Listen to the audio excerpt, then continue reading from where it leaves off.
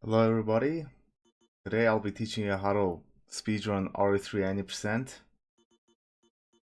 The aim of this tutorial is to be good enough for you to get your time down to sub 44 at least. That's how detailed this tutorial will be, so it'll be relatively beginner friendly. You should be able to understand this tutorial if you've never played a Resident Evil game before.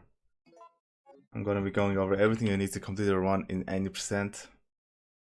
And I'll go over slightly to more detailed parts of the run, but I'll try to keep it as beginner friendly as possible.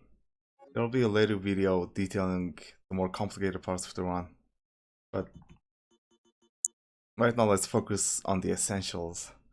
Right at the start, there's two modes you can pick: original and the range. You're gonna want to play on original because that's the default category with the most amount of runners in competition, and it's also the most optimized category.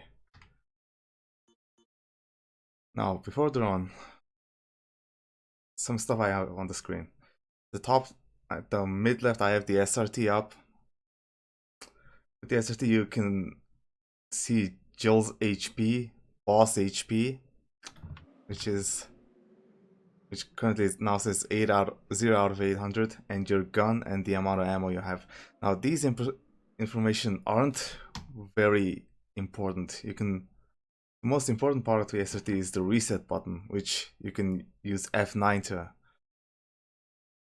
which is hotkey to F9. You're gonna want this because it makes resets so much faster. Without this, you'd have to close the game and restart the game, going through all the complicated and long, it's not really complicated, the long intro scenes. Alright, controls. At the bottom left, I have all the buttons mapped out. It's the D-pad, and there's the aim button, act button, which is shoot and activate triggers and all that, the run button, and the turn button. Now, there's not a dedicated turn button per se, but you can get a turn, which is a quick turn button, by binding the same button to back and dash. So I've mapped the button D to back and dash, so with it I can do an instant one press quick turn instead of manually doing back V. And the map button and the menu button. Now, the input configuration I have is the default one the game ships with, except A as the map button instead of M, and D as the quick turn button, which is an extra. And you might also notice the Deke button. Now, this button is used for a strat called the Deke strat.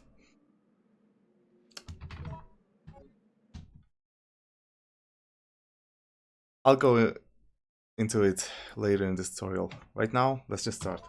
Now, on the costume selection screen, you can pick any you want. They don't make absolutely any difference whatsoever. Contrary to what some people might say, there's absolutely no difference. Now, before you speedrun this game, I recommend you do a casual playthrough of this, just to finish it. You can use a generic guide for it, but just to get comfortable with it, I recommend you finish it first. Now, this room. You just run straight into the zombie, mash him off, and climb up here. Now, there are some things I did there that save a minuscule amount of time, like 0.1, 0.2 seconds. But I won't be going into it in this tutorial. You might notice that Jill's HP dropped to 180, but it jumped back to 200. That's because you get a free heal after that scene.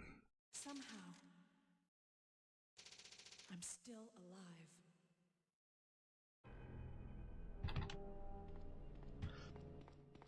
Now let's go over the movement in this game in a bit. Try to get comfortable with how fast Jill's turning speed stationary is. It's a bit slower than RE1, which if you've played RE1 might interest you, and Jill's turning speed while running, which is a bit faster than RE1. I'm not sure how it compares to RE2, but I think it's very similar. Since Jill's turning speed stationary is not that fast, and Jill's turning speed while running is pretty fast, pre-turning saves frames, but it's not as essential. If it's too much trouble, it's usually beneficial to just run without pre-turning. Now, let's go into the menu. By default, you spawn with these two items. That's because we play on heavy. There's no category for light mode, and it's slower anyway. Usually it's slower. Now, to start. Okay, we started here. Is there any pre-tutorial thing I need to cover? Okay, yeah, the HP. Jill starts at 200 HP. And a zombie bite deals 20 damage. Now, the zombie bite is the most important piece of damage you wanna remember, because that means Jill goes into caution at 100 HP. Now, on caution, Jill's speed drops down to 90%, I believe, which is significant. It's significant enough that you always wanna be in fine. And during the run, for a good run, you'll only pick up one healing item. Now let's get going. So quick turn, go up here. Keep your lines as clean as possible. Try to not run into any stuff. Okay, door skips. You might notice that when I triggered this door, I wait a while before skipping it. That's because there's two types of door skips in this game. There's about, I believe, 240 door skips, I believe. Might be more. But some of that are slow doors, I believe 50 to 60 maybe. Now, when you skip a slow door immediately, that's a slow door, by the way. There's slow doors and fast doors. If you skip a slow door immediately, the next room loads a bit slower. But if you skip it fast, if you skip a slow door slow, which is what you need to do, right here, you'll notice that the door skipping sound cuts out. And the next room almost loads immediately. Now this is very important. You should start doing it immediately, but it's gonna be a pain to memorize all the doors. But if you're not sure, I recommend skipping a door fast, as it's faster to skip all doors fast instead of all doors slow. If you're not sure, skip it fast and take note of the delay if there is one. If you skip a door fast and it's fast, you can go longer the other way. Okay. Now here, you need to pick up this key. You don't want to just run straight and hold right, because if you do that, you're not going to hit the trigger. You won't hit it. Okay, I hit it after running into these boxes. Now this is some kind of a minor optimization, but it should teach you... It should show you the benefits of pre-turning. Right here, if you pre-turn... Okay, that was a bit too much. If you pre-turn a bit and run, you can grab it almost instantly. Now I want to show you what the dig strat is. The dig strat is also something you should be doing, but not extensively, at least when you start. You should be digging all item pickups because they're consistent and expected, and they're pretty easy to get consistent at. Now what the dig strat is, okay, you don't pick this up, but let's just use this as an example. You pick it up, there's a yes no prompt come up. Now what dig stands for is delayed input cancel. So what games do is prevent you from accidentally mashing this. Let's say you want to pick up an item, but you're accidentally mashing the confirm button. There's a bit of delay that will prevent you from pressing yes or the default option, so you don't pick up an item accidentally without fully realizing it. So that's why there's kind of a delay. Like yes pops up, there's a bit, I don't know, point something seconds delay that will prevent you from pressing yes. But if you move your selected option, like go into no, the delay is cancelled. So what the dig strat does is you bind left and right, both of them, to the same button. So when you pick it up and press the D button, you're essentially instantly going right and left, or left and right, doesn't matter. You're pressing both buttons at the same time, which is the D buttons for. And this is the same thing. Press left, right at the same time, or D. So when you move the choice from the default option, the input is the delay is cancelled, so you cancel it, press yes, and that saves some time. Over the course of a run, there's about, I think, 40 plus item pickups, and all of them add up to something like around the range of 20 seconds, I believe.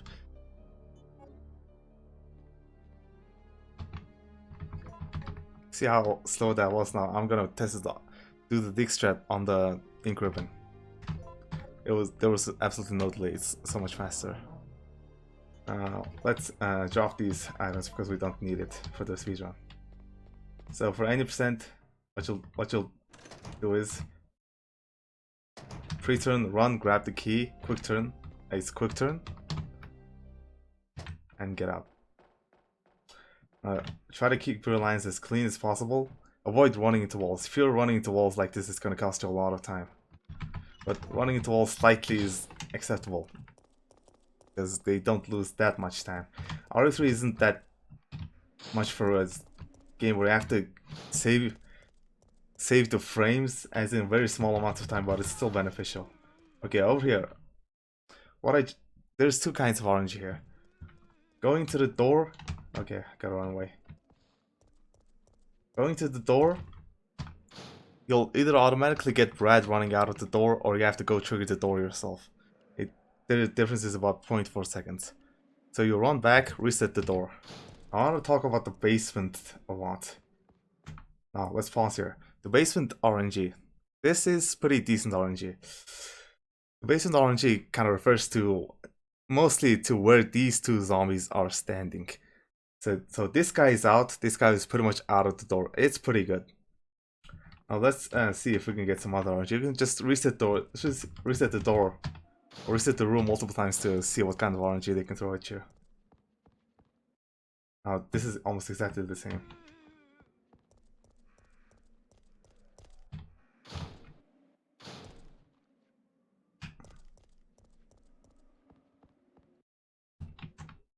Alright, this is so much better. This guy is so far away and he's already out. You can just run, and by the time you get here, he'll move away from the door. This is the kind of basement that can get you a 149 time.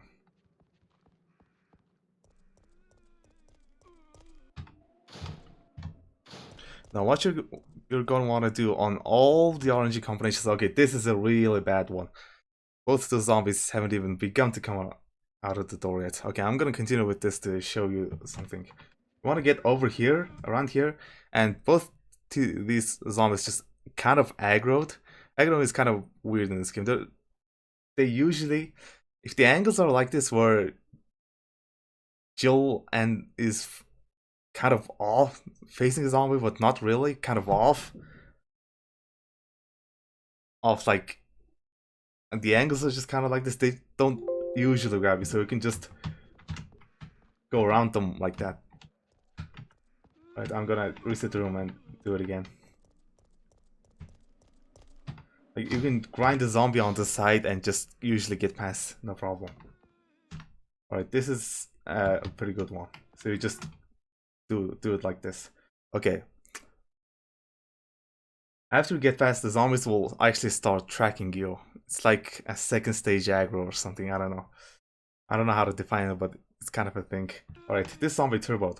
There's a chance a zombie will turbo and chase you at a very high speed, which is almost never what you want. You never want a zombie to turbo, but it's just a game. If a zombie turbos here, most of the time the basement will be a reset. There's just no way around it. Alright, thanks for getting stuck. Okay, I'm gonna run out to see if we can get a different RNG. Obviously in the run you'll just continue with whatever you can get, but for the purposes of the tutorial I want to get more. Alright, this is a really bad one. Let's do it again. Alright. He turboed on the first base kind of thing. That's not really good. Alright, I'm gonna do this next one without pausing.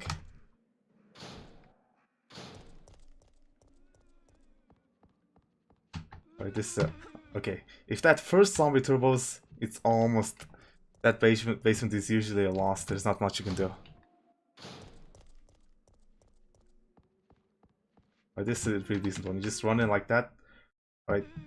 Okay, I'm gonna have to go out to show. Alright. The example's kinda lost, I'm gonna have to do it again, sorry.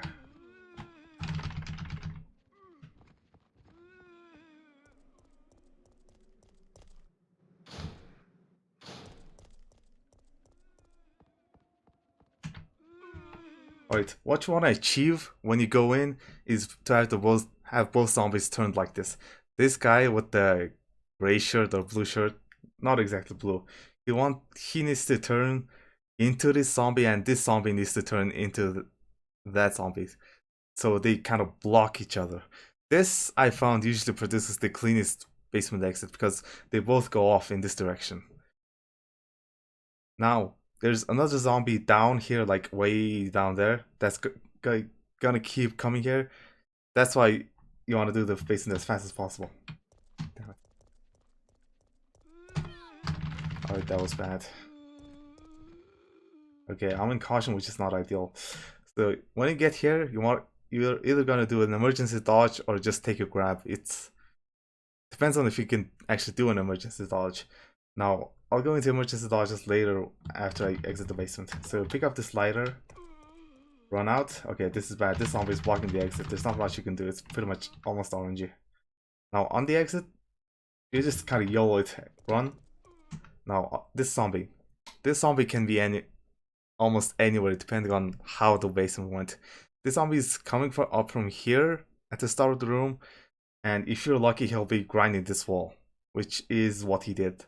If he's grinding this wall, there's enough space to just run around him like that. If he's in the middle, there's just no getting around him. You're gonna have to take a bite or do an emergency dodge, but depending on how the basement goes, you can take a grab, maybe a push him without a bite.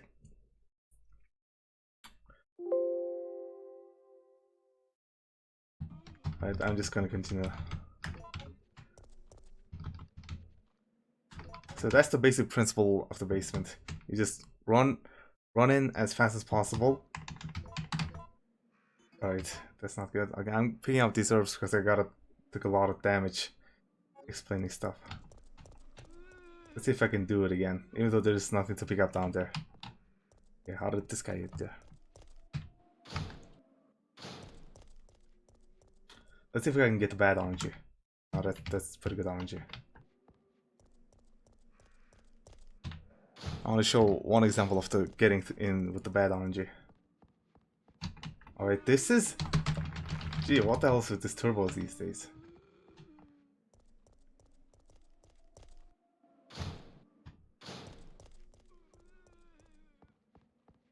Alright, this is pretty bad. So you're getting here, try to bait the zombies out and get in. Now, that was pretty good. Okay, I got here, didn't emergency start, pick it up. Okay, these guys are blocking, you're just gonna have to take a bite. And now if you get lucky, this zombie came up from down here. But it just depends on the context. If you had a zombie blocking here, you don't want him to be here, so you can run out clean. If this guy wasn't here, you would have run out, gotten grabbed by him anyway. But he was blocking the way, so you had to take a grab, and he was knocked down, which is good. But if he was like down here, it could have been bad where you get a grab from this guy, and then when you run here, he would be in position to grab you. So it's all kind of relative to each other what you get. So you're just gonna have to gun it and hope for the best. And if it's a bad basement, you reset. That's why there's so much resets at the basement.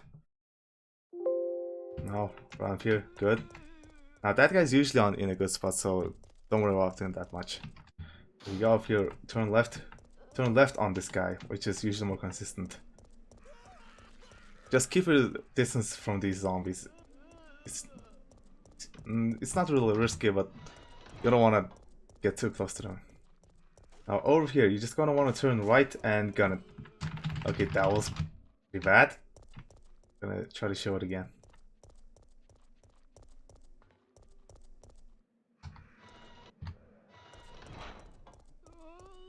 Alright, I can actually reset the room, so I can show more examples of that.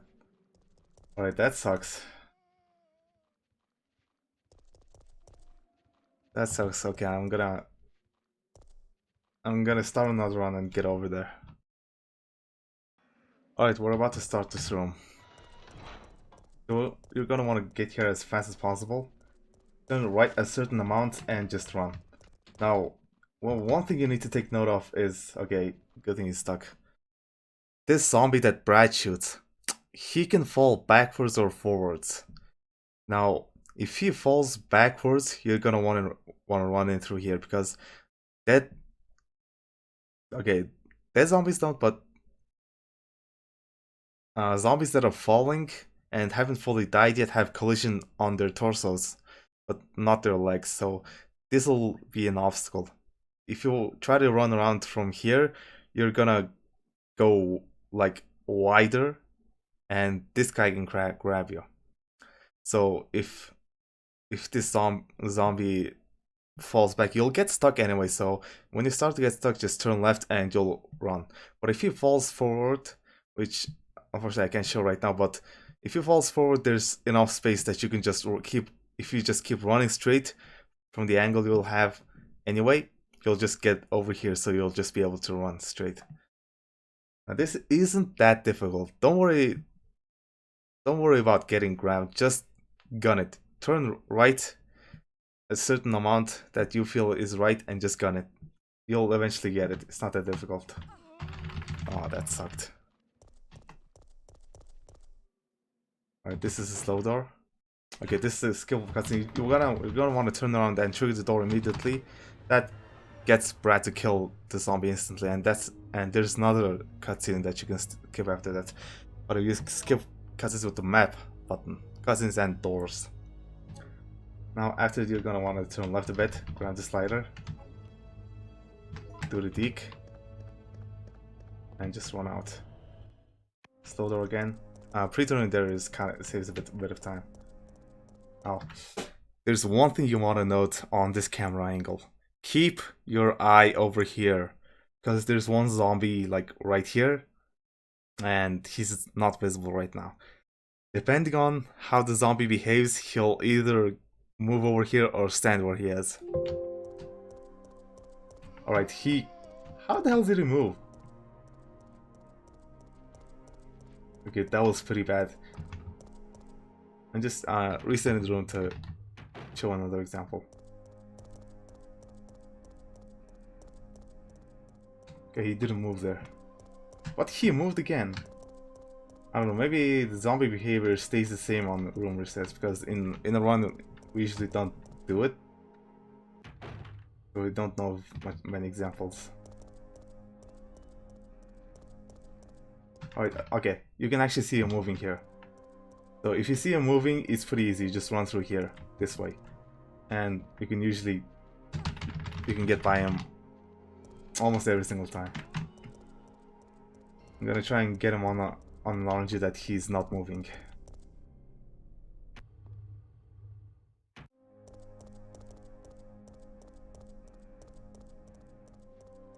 He moved. I want to show the line where he's not moving. Now he can stop moving after the camera transition, but before he becomes visible, which happened like twice there. Like right there, he's already moved.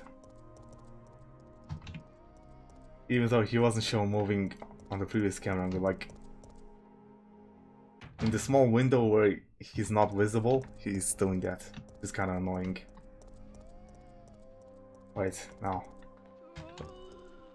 He moved again. Okay, one more try. If I can't get it, I'm just gonna have to ignore it.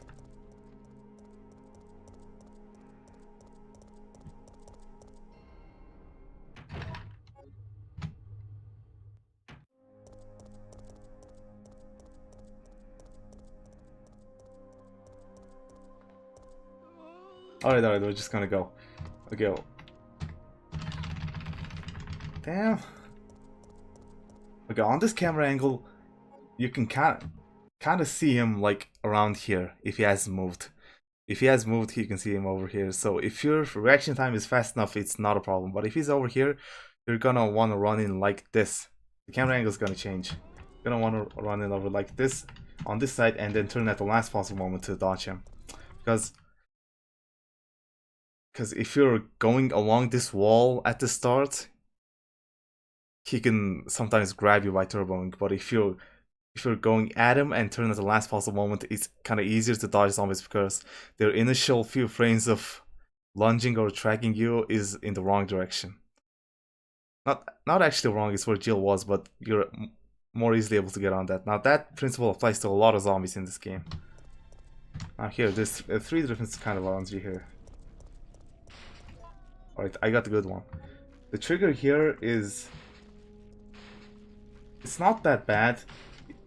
It's not to this side. Like, even though the rope's here it's usually the entire door, so you can even use lighter here and it'll work. Now the rightmost you can be is probably around here. The rope has to be visible. If Jill's angles it, like, sometimes you can do things like this, but it's not recommended. So just, it's a victory, you can get used to it. Okay, this might be on the edge, we're gonna try. No, that didn't work. Okay, that'll work. Now this is the second best RNG. There's 3 kinds of RNG here. The gate dropping before you burn it is the best because there's no cutscene that is wasting time. This Jill running back, jumping back is kind of a cutscene that wastes time. More of a, well, let's just call it a cutscene. The worst RNG is you get over here and the gate drops before you can burn the rope, which is the worst RNG. Which, if that happens, you're gonna have to manually go over here to get to the trigger, which is kind of a pain. Now it's just relatively simple, just keep running straight. Again, try to keep your lines as clean as possible, don't run into anything. There's a slow door. Okay. The system to remember which options to pick, there are multiple choices like this in this game. An easy way to remember this, it's always the first option except the very last one, which is the second option. So if you're ever in doubt, pick the first one. Except on the last one, which is after the last boss fight, so it's kind of easy to remember. You pick this one. Okay, you're gonna need to be pretty fast. Quick turn, run. Okay, that was pretty slow. Quick turn, and turn a bit to the right and run. If you're fast enough on the quick turn, there's almost no risk in getting hit by nemesis. It's usually fine. Okay, I'm gonna grab these green herbs because I took damage. You wouldn't usually grab these on the run. On the run, even if you take a lot of bites, you should still be in fine getting over here. Going through here. Okay, now this is the good RNG where the way is clear. This isn't what I wanted to show for this, for the tutorial.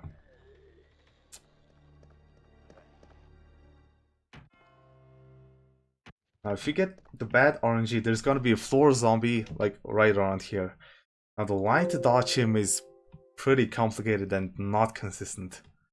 Actually, I wouldn't say the line is complicated, it's just not consistent enough. So what you're gonna try to do is turn left and keep yourself as close to this piece of thing, table.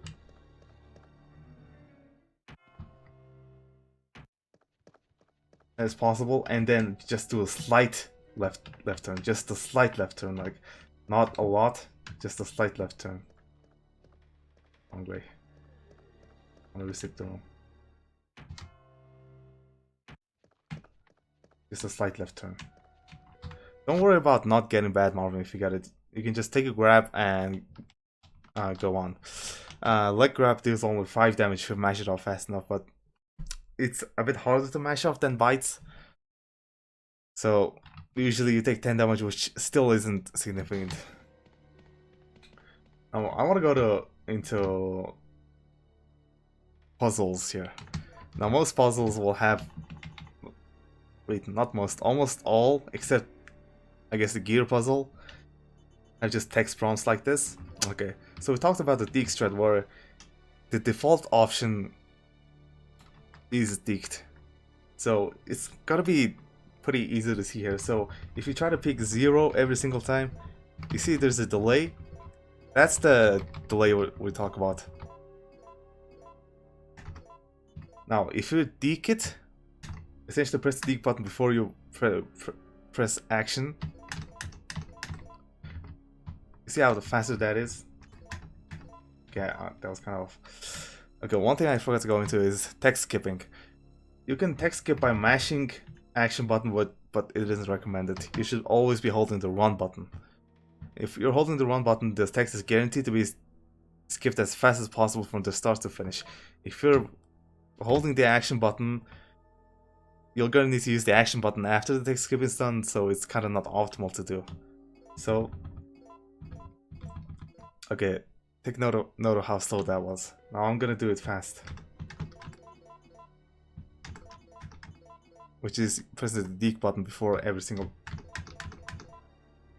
picking the first option. Now, deeking is only relevant for the first option, so which is for 0.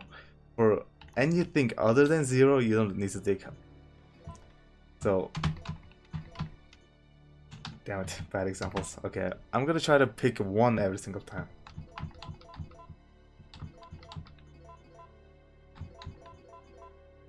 It's the same speed as deeking. So, okay, there's 4 solutions to this puzzle. It's 0, 1, 3, 1. Okay, we got the first try. That's not what we wanted. Okay, it's 0, 1, 3, 1, or 4, 0, 1, 1, or 4, 3, 1, 2, or 0, 5, 1, 3. So when you're putting in those inputs, you're gonna deek only the solutions with 0. And you're gonna just put in all 4 solutions to brute force it. There's an intended way to get the password, but it's too slow. So if in a run, when you put in 3 passwords and you don't get it, that's a perfect opportunity to practice. You can just practice putting in those 3 solutions that won't work, so you'll have more opportunity to practice. It's wastes about, I believe, 8 seconds if you get 4th try. The order of the combinations you try doesn't really matter. It's mostly personal preference, but most runners do 0, 1, 3, 1 first. Because it's the fastest one to input, it takes the least amount of inputs, I believe. But it's personal preference. Go with what you seem to be fast at. Okay, this door is fast. You can see how fast it loads. I forgot to show an example of a fast door. Now, this room is kind of a run killer. Barbie, she can ruin your day. Now here, pre-turning is very important. You're gonna want to start doing it immediately. If you don't pre-turn, you're gonna run it. Okay, that was pretty bad of me. If you don't pre-turn, you're gonna run into this wall and Barbie has a chance to grab you. A really high chance. I dodged her there, but that's not gonna happen that much. If you don't okay, I kinda overturned her, which is my fault.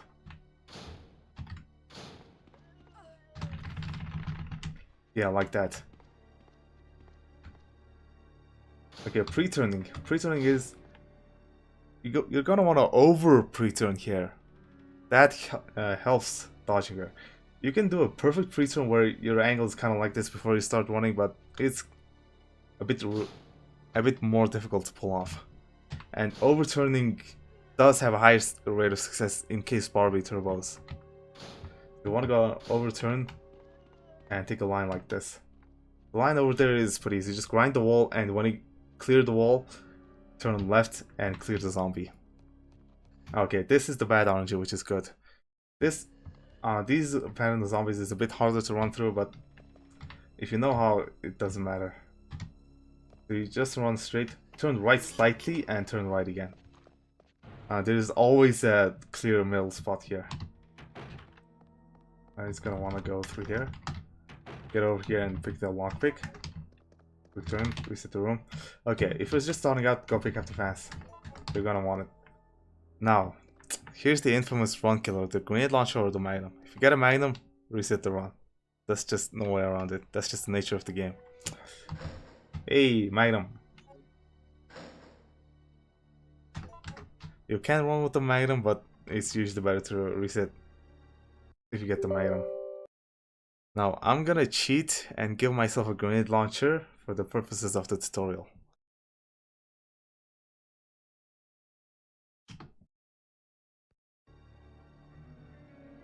Well, let's just pretend there's a grenade launcher here, because there's actually a grenade launcher here. I changed it. When you trigger this door, well, I forgot to go into how to do the room. So you pick up the lockpick, quick turn, trigger the door, there's gonna be a cutscene which you'll skip, which is why you're at this point after you trigger the door. So if you want to grab the fast, turn left, grab the fast, and then pick up the grenade launcher. But if you don't, turn right, pick up the grenade launcher, and then get out. Now here, there's a small time skip you can do if you got the harder RNG where the 3 zombies are by the stairs. If you do, you can run straight and turn here, which will save you about 0.2 to 0.4 seconds. The amount is highly debated. Or if you got the bad RNG, you can do this line, but this line works for both RNG, so if you forgot, do the safe line.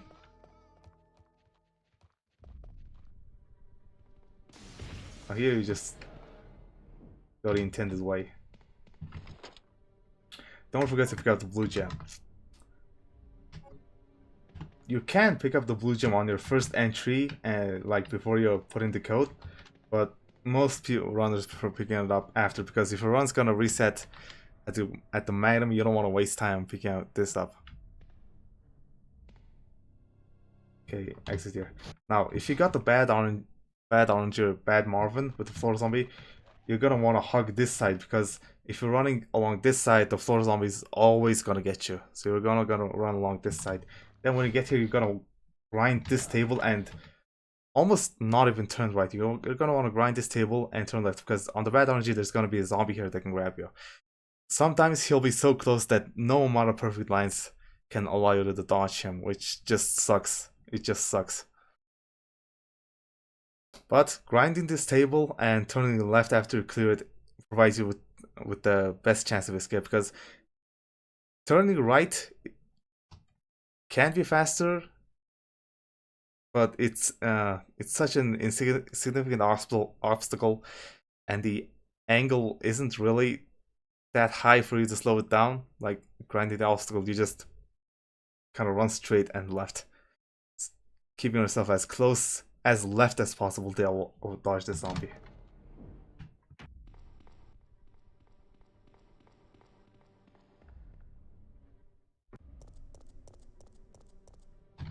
You'll notice that Brad is gone. Wonder where he is.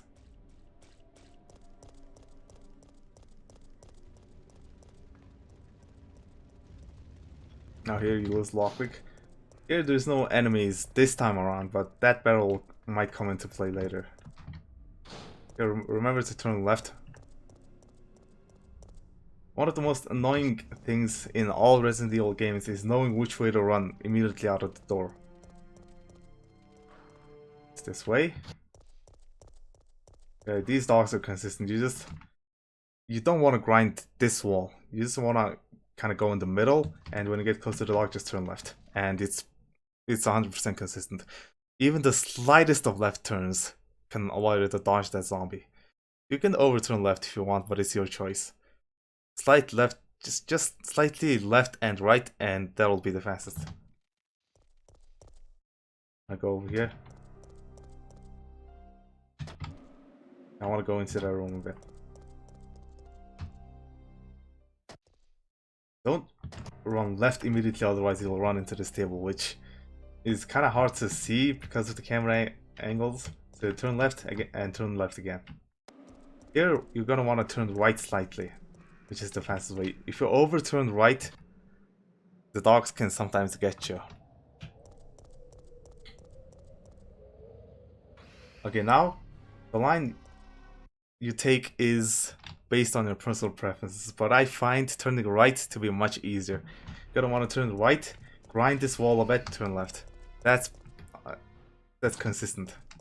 Alright, here, pre-turning here saves a lot of time, because if you don't pre-turn left, you're gonna run, kind of take a zigzaggy line, because you need to dodge this lamp.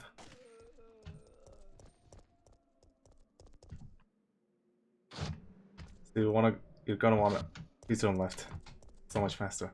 Here, the easiest way to do this, and not any slower, is to grind this wall before you get over here. So the zombie will aggro, you're gonna turn right and get around him. It's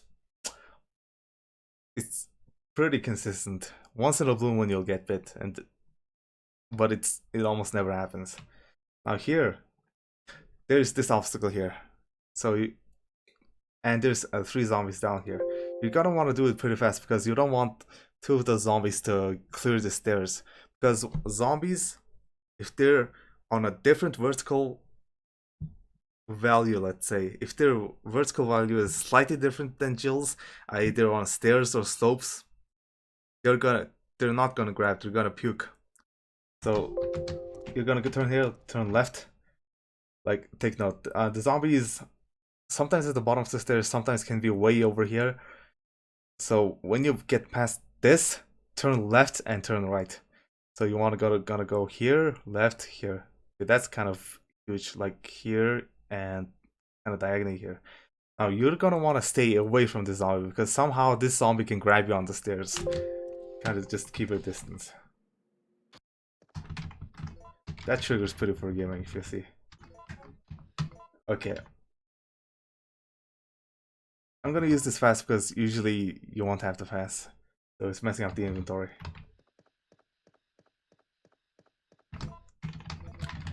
Use the fire for care. How did he find me? Alright, it might seem slower picking the first option and going through some lengthy cutscenes, but it skips something later in the run. This way. So that's why you're going here. Okay, that line was bad. Jill, to start, Jill's facing like this, so you're gonna want to turn right to straighten her out.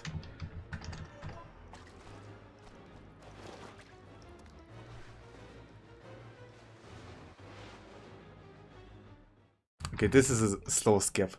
Most of these non-door skips are slow. So just take note of that. Okay, emergency dodges. I should have covered that. What emergency dodges are, basically... Damn it, didn't get it.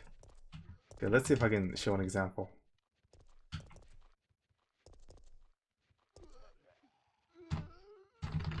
Alright, this room is pretty hard to see, so I'm not gonna do it. I'm gonna try to show it later. You don't want to go into the save room. We're gonna do late crank. Early crank is old and outdated and you shouldn't do it. Now here you're gonna want to pick up this fast. If you picked up a fast before, you can carry your 2 fasts, but you should just use it. Now this push, after you come out of this door, you're gonna want to run straight and turn right. So you set up yourself for the angle to be pretty close to when you want to push the stairs. Now the optimal way is to push the stairs at the rightmost possible point. Now the reason why that is, Jill's gonna stop pushing because she runs into this wall, and this is okay. Even though Jill can't push, you can just press action and she will actually climb off. Now this is the farthest you can be from the trigger and still get it. But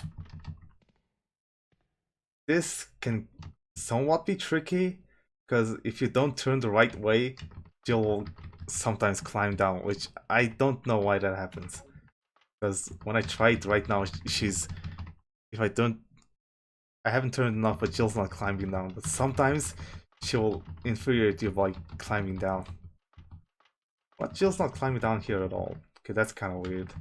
If you didn't push it at the rightmost point, you're gonna want to push it slightly further than the wall here just to be safe, and it doesn't take that much time. So turn right, activate the trigger.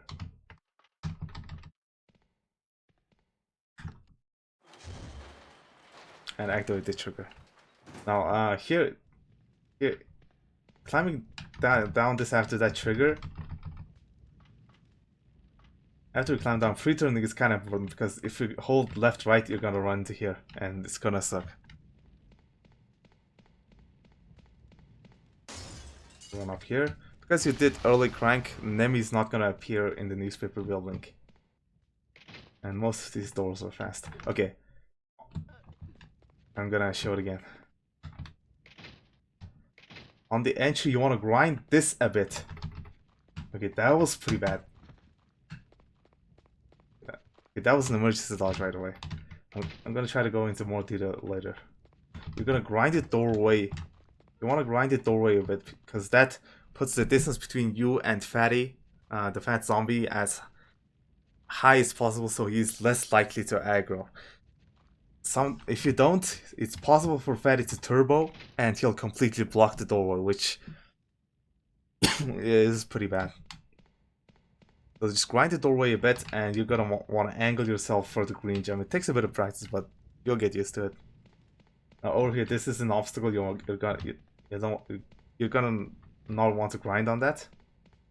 Turn left a bit here. That's enough to trigger the door.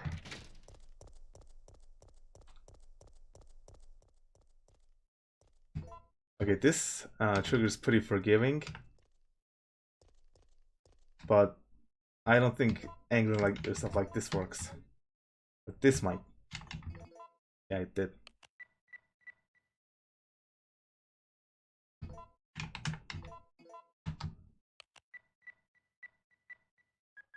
Putting both gems.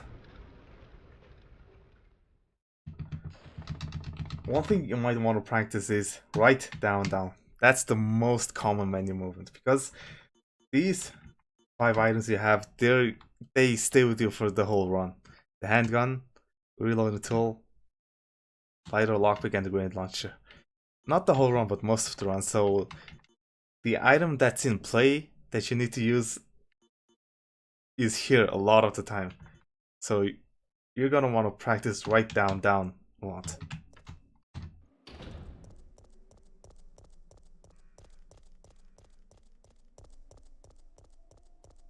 Now there's 2 different RNG here. They're not really different. Yeah, all the zombies are lying down. This is the bad RNG, depending on how you look at it. But it's the good RNG if you're just starting out. Now there's a pretty significant piece of RNG. Go to like dogs for this tutorial. I get zombies. So if you got zombies, you're gonna want to wait just a little bit and shoot.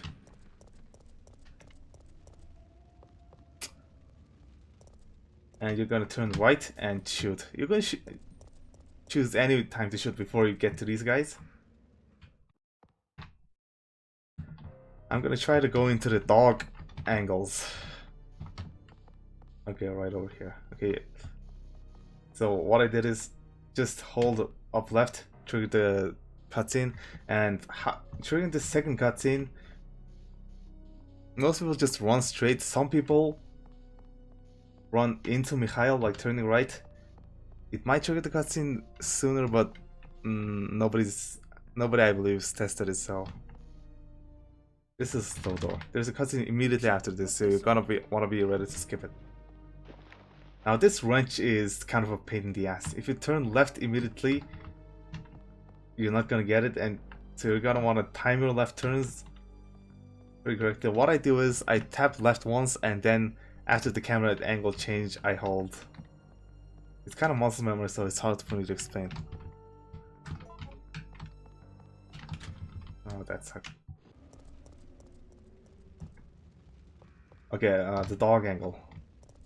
If you got dogs, there's a second sub RNG, like the fire dog coming out of here. If the fire dog came out of here on your way into the train, it's good RNG. And what you're gonna want to do that after you get out of here is hug here and keep yourself as close to this. Like if you clip this corner, it usually works. You're gonna want to clip this corner and turn left and climb this up. If you do that, the fire dog will not aggro. But if the fire dog didn't come out on your way into the train, he'll automatically come out and aggro anyway, causing these other two dogs to aggro. So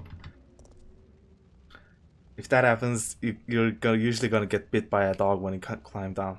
But there's a chance you won't. But the two dogs here will be here if you, because you won't be blowing out the barrel. Blowing out the barrels there is slower.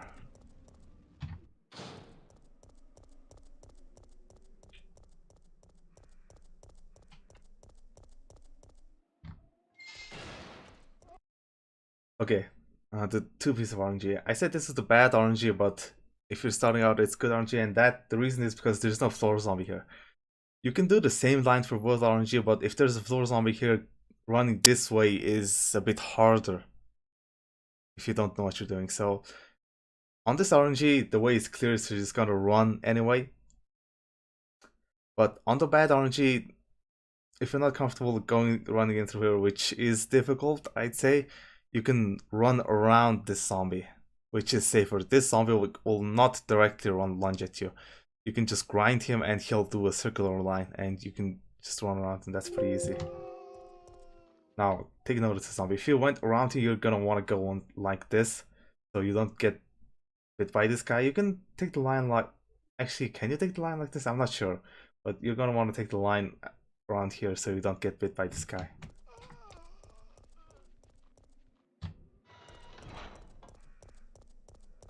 Now here's an important piece of the game. The book. You're gonna want to get grabbed by brown shirt. Okay, this is pretty bad. This guy didn't get knocked down, and it doesn't look like these guys are falling down. Actually, they did. Okay, this is the most common. Get grabbed by brown shirt, knockdown 3. This guy gets scot-free. Gets off scot-free. That's the most common, and it's annoying. Now, the amount of time before the zombies get up is RNG. So a lot of improvisation is needed on the book. Like deciding whether to wait or to run. If you time things pretty badly, like zombies can't be knocked down while they're getting up. So if you decide to take a grab while these zombies are getting down and you push this guy while the other zombies are getting up, like it can set you up in a way where all the zombies will be getting up one by one, just right in time to grab you. It can be beneficial to wait for zombies to get up, take a grab, knock all of them down again, and run. Here, okay, that was pretty bad. I saw it beneficial to take a grab. If the doorway is completely blocked, you're gonna want to usually take a grab again. One thing I didn't go over to is mashing the zombies off. Mashing is just mashing the D-pad and aim action, and I believe the run button counts too. Mashing them, you'll be able to mash zombies off with one bite initially. But in the same room, if you get grabbed a second time, you can usually mash zombies off without a bite. Mash the second zombie off after the first bite. The most I've ever seen anyone do is mash off 3 grabs without a bite, but that was like immediately after the grab. I believe the window to mash without taking a bite is 5 to 7 seconds. Take a note. Doors aren't always the same. This door was fast on the way in. It's slow for the rest of the game. That's the way the doors work. They're not consistent. This is also slow now.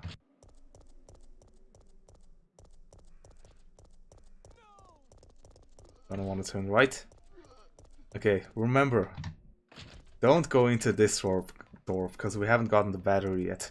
It's possible to screw up runs doing that. Put the book in. Pre-turn left. Kind of important. And remember, don't turn left here. Remember to go back to the statue. Now here, just run straight. No fancy bullshit. Just run straight. Here, what you want to do is...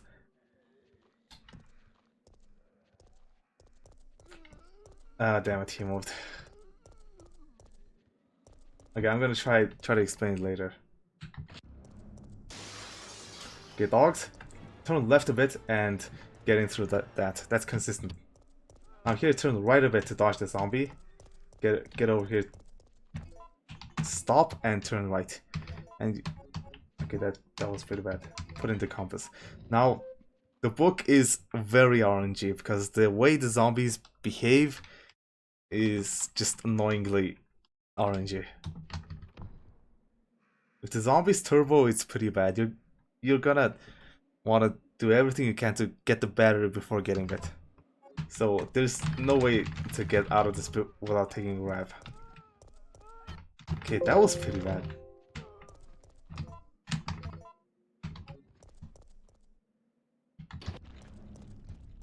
Here, just one straight. Here, turn left a bit in case he doesn't move.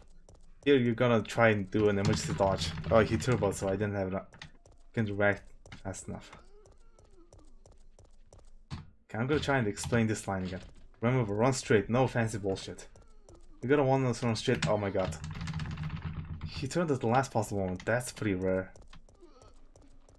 Not turned, but moved.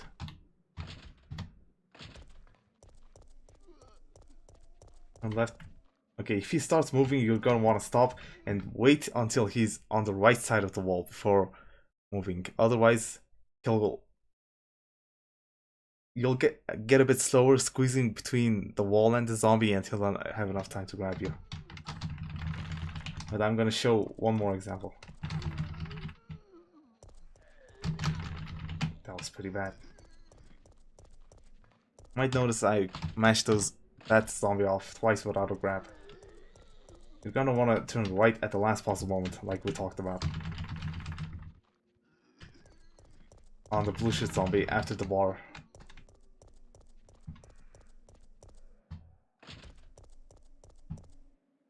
Okay, that was a bad line. Here, just running straight always helps. This guy can be in a position to swipe you. You're just gonna take the swipe and go on. There's not much you can do about that if he's in position. Here, there's two pieces of RNG. Okay, this is a good RNG. This might seem scarier, but just gun it. And usually, depending on this brown shirt zombie, the line will be go around like this or go like this. But this line always works. Going like this doesn't always work. Even if brown shirt is here, it's gonna be a little bit slower, a little bit scarier maybe, but this line always works. You're gonna wanna run it through like this. And that's easier than it looks, trust me. Return. Now here, gonna wanna activate this. Now this is a pretty difficult room to execute. You're gonna wanna not overshoot it too much, not spend too much time turning. If you do it perfectly, you can usually end up here, turn and activate this without even moving at all. Now here, you're gonna want to get this at the rightmost point. That will save you some time. The solution is always up, down, down, down. Now one thing I didn't talk about is if you get the Magnum in the RPD, the grenade launcher will be in the next room. The solution for that, I believe, is up, down. Wait, no. I haven't done it in a while. It's down, down, up, up. No. It's down, up, down, up. Yeah, it's down, up, down, up. You're gonna want to open both doors before you pick up the fuse.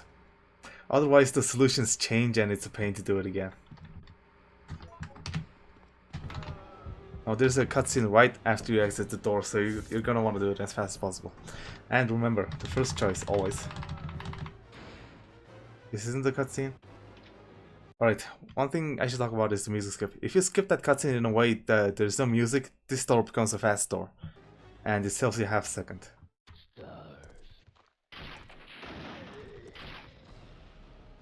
And that means a bro shooting down zombies for you. Gonna want to return right.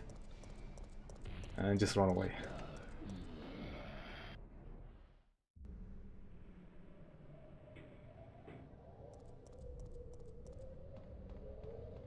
Now, Nemi chasing you or not is RNG, but it doesn't matter because he should never catch up to you. Here, you're gonna want to take a bit wider line, not touching the zombies. Except here where you can touch the fallen zombie. Right, this door If Nemi isn't chasing you, this door is fast. Only in that instance where he's not following you.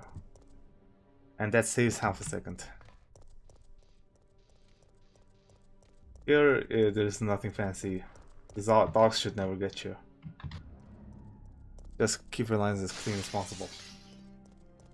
Turning right to avoid that car. Right here, you're gonna want to turn left. You're gonna want to get close to the right wall, and then when you get into this kind of small area, you're gonna want to turn left a bit. You don't want to get stuck on this. This kind of extends a bit farther than it looks, maybe. So after you get in through here, gonna want to keep yourself to the right a bit, and then turn left just a bit, which is enough. Then use the wrench.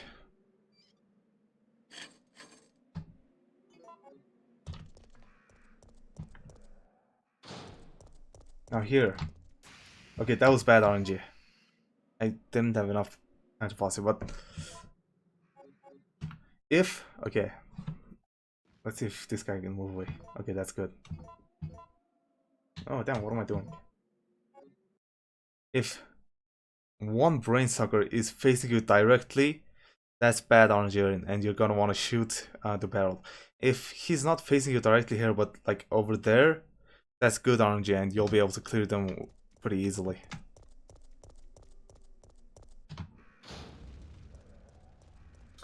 There's two things in here. The dogs or zombies.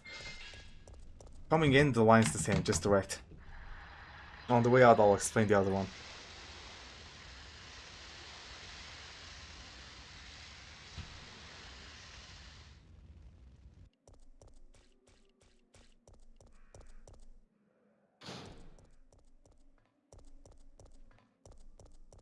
Here, some people pre-turn, some people hold up and left.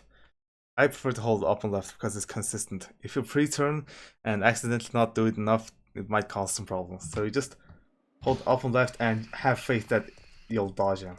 Here, you're gonna not go take a wide line, otherwise you're gonna run straight into that second brain sucker. So... Okay, there's a cutscene here. Quick turn. Now, the passage can be Sasprin, Agivil, or Aquacure. It usually should be Sasprin. There's a 66% chance it's gonna be Sasprin, 22% chance of Agivil, and 11% of Aquacure. To input Sasprin, we go up, S, down, A, left, left, left, left, left, F, and in this pattern. Actually, I don't do it like that. That's the optimal, but I don't do it like that. What I do is... Oh, for this part... Wait, what am I doing? Right. If I think about it, I can't do it.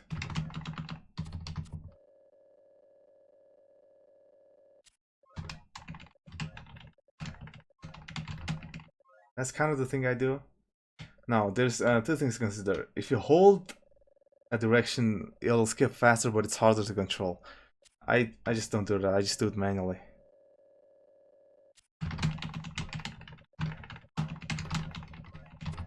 Okay, we didn't get Sasprin, so we can practice inputting Sasprin.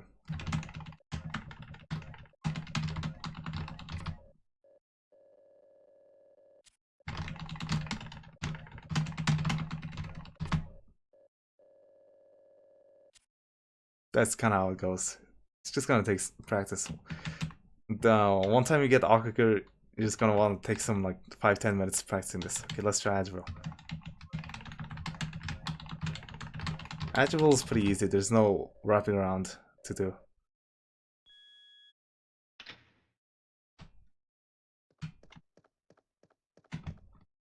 Wait, I'm gonna use this. Wait, I don't have a fast. Okay, that's bad.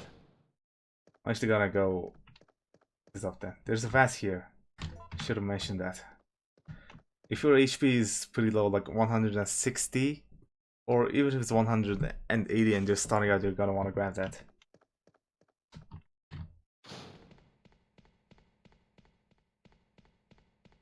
Now this is pretty easy to get. You can almost be facing the box and you'll get it. Okay, I'm gonna use this fast here because I want to show you the exit on fine. Right? Your angle is preserved before this cutscene plays. You're gonna want to keep yourself mostly straight. Now, what you're gonna do is almost... Okay, that was bad.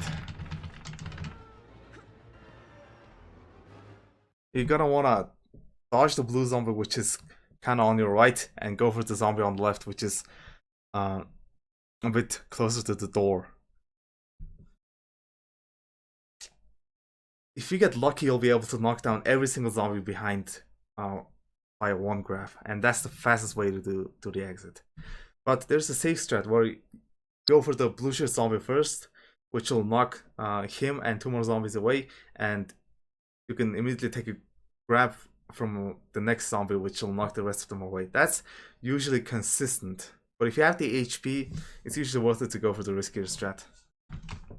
Now over here, just go over here and try to do an emergency dodge on this guy.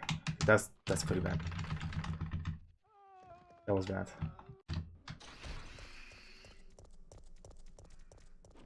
I really should go into emergency dodging, which I've been kind of neglecting because it's kind of a pain in the ass to show examples of. Okay, the lines.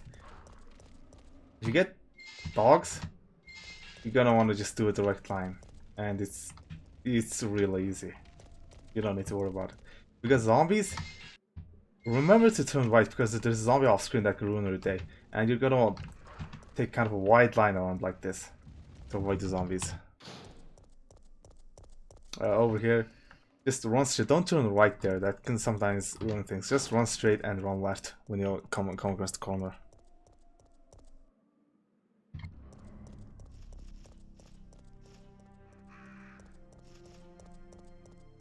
The crows can sometimes get you, but usually not. Now, remember to pick up the power jumper cable. You're gonna want to run into that spot because you're gonna try to get the cutscene to trigger as fast as possible, and that spot doesn't involve any camera angle changes. And again, the first option.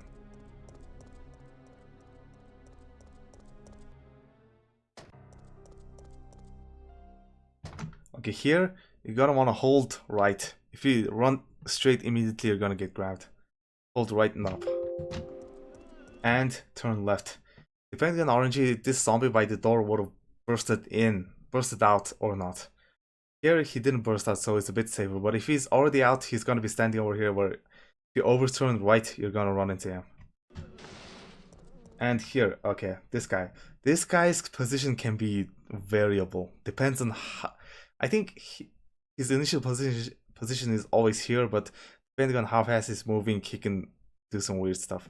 Usually, the line you take is gonna go like this, and you're gonna run through here.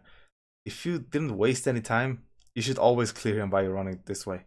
But for safety, when you get here and you get close to him, turn right and grind the wall. That'll trigger him to puke. If you're running exactly straight and touch him, it can sometimes trigger a grab instead of a puke, which is pretty bad. So for safety, get over here, turn right just a tiny bit, just enough to slightly grind the wall, and he'll puke. And then turn left and go. I'm gonna just take this line for it, because that's how things turned out.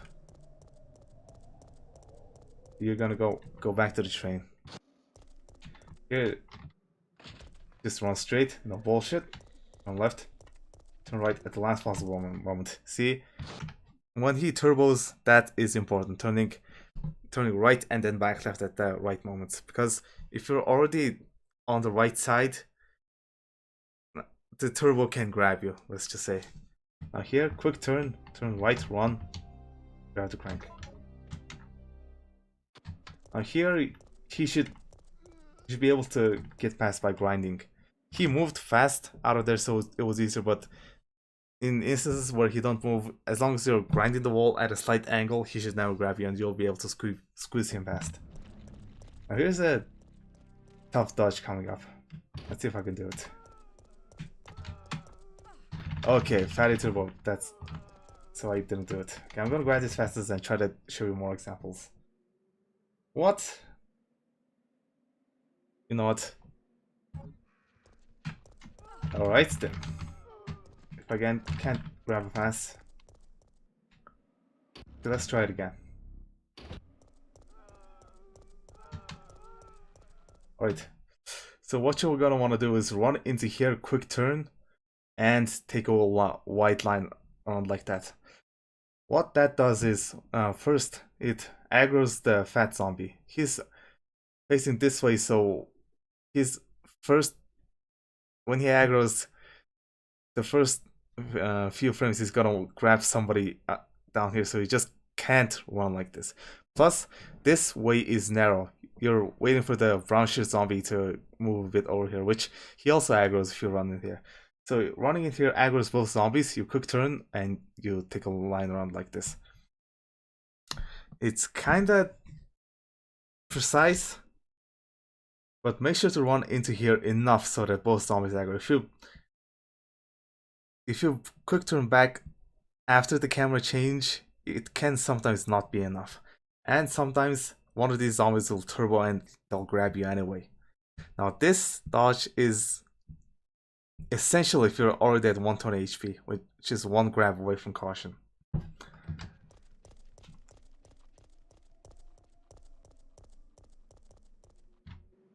Because if you get put into caution, it takes like 10 seconds to use the pass.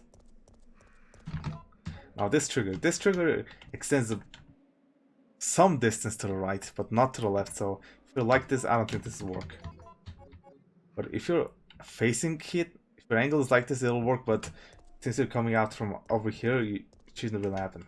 But since it extends kind of a bit far to the right, it's usually easy. You can be, for angles like this, you can be anywhere from here to over here.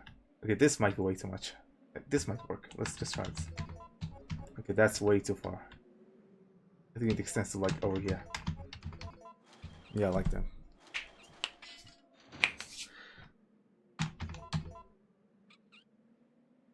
You're gonna use the wrench after the crank.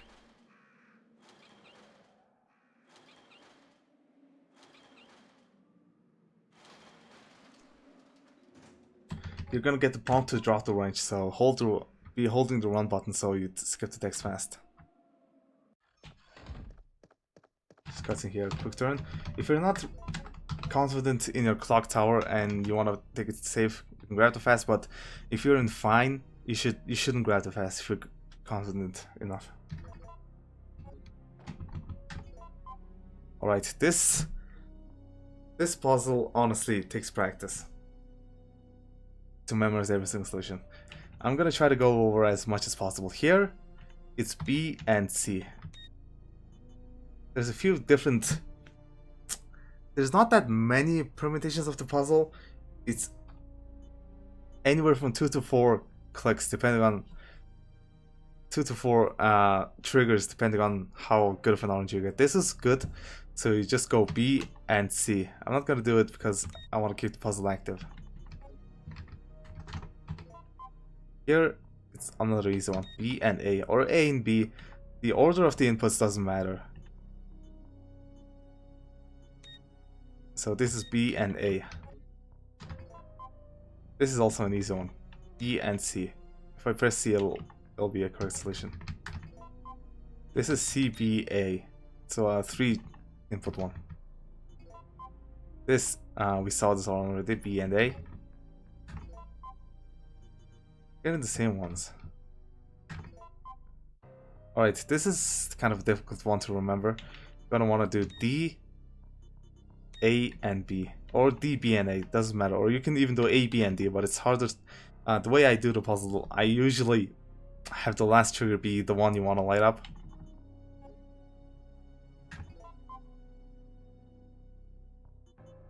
But you're supposed to get the light on and the red light on the key that's lit up. I can't believe I forgot to say that. Now this one's C, B, and A. C, B, and A again. Not getting a really bad one. Okay, this one, it's D, B, and A. Okay, alright, this one. Yeah, if 2 edge ones are lit and the target is The other edge, it's B and D. If the light was A and CD was lit up, it would be C and A. Okay, this is the worst RNG.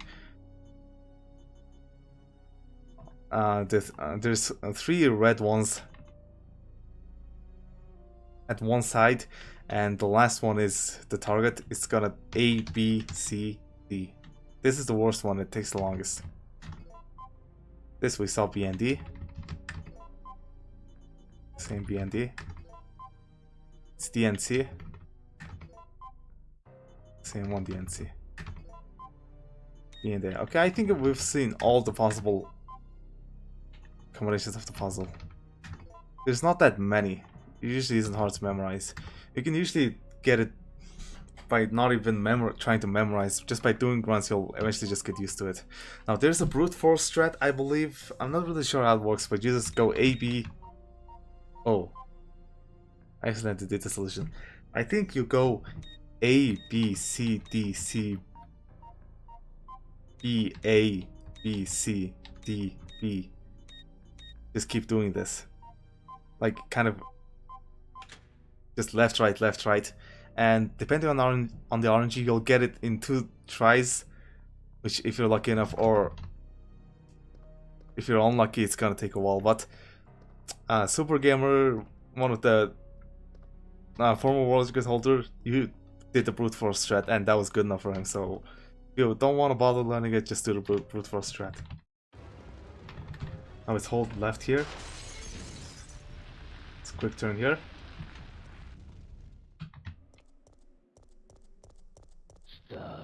Alright, here you're gonna want to hold right and left to dodge him. And now I'm gonna show you why this is the bad RNG. On the way to return here, you're gonna be holding right and up and run. If he turbos, he can sometimes grab you, which can, if you're at 120 HP, can ruin your run. The other RNG doesn't have that. The other RNG has zombies that are easily avoidable. That's the only reason this is considered the worst RNG. But you can usually get past him, it's no other worry. And, okay, remember too that there's a floor zombie here. And this guy's blocking you, so you're gonna want to take this line.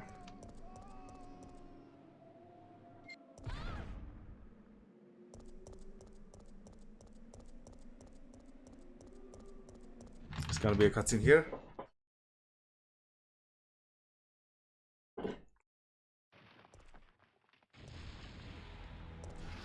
Alright. You're gonna wanna... Oh, okay, whatever. Going into these little small pockets of space to trigger the switch, you're gonna want to be grinding the walls for safety. That guarantees you'll get in. If you're not even grinding the wall and try to turn right at the perfect time, you're gonna overshoot it and get over here, which is not good. And if you do that and then try to go here, the worm will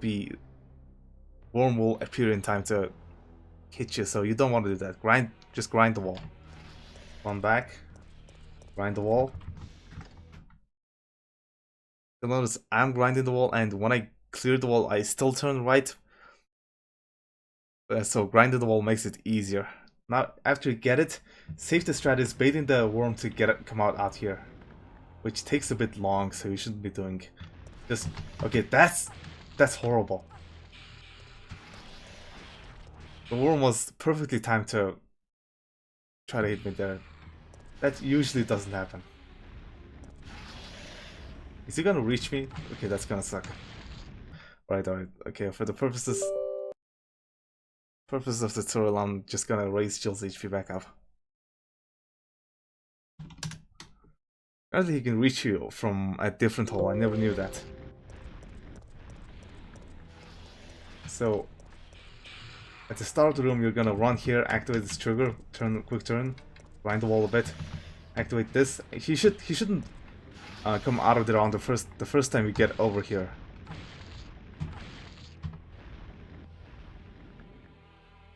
Why am I closing shit engine now? So it should be a bit easier. If you do it fast, it's consistent. The worm shouldn't really be able to kill your run. Raise Chill's issue back up. And there's you have to trigger this 2 times, so gonna want to do it pretty fast. Okay, the dog line. If you didn't get zombies and still have dogs, there's gonna be a barrel like right over here, and there's gonna be like 2 dogs somewhere. What you want to do is when you get just run straight, right? Then when you get to the barrel, turn left. That will guarantee that the dogs won't aggro. This way, you don't get bit by dogs. Then you just get up back here. Now, how some people get to this is their personal preferences. What I used to do is hold right. Okay, get up again. Hold right, run, and stop in the middle, and stop, turn right, and run over here again. I'll try to do it again. Okay, that was kind of what I did, but the optimal way to do it is just pre-turn a bit. Okay, didn't do it right. Pre-turn a bit. Okay, I'm not pre-turning. Pre-turn a bit and start running. Go be dead on the trigger. The order you put these in doesn't really matter. Now, one thing I want to note is there's no cutscene of Carlos giving Jill flame rounds and Jill telling Nikolai that he's not coming with us.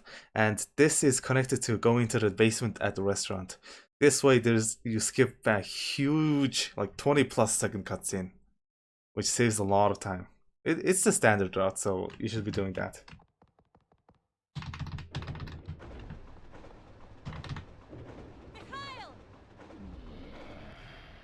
Now here you're gonna want a quick turn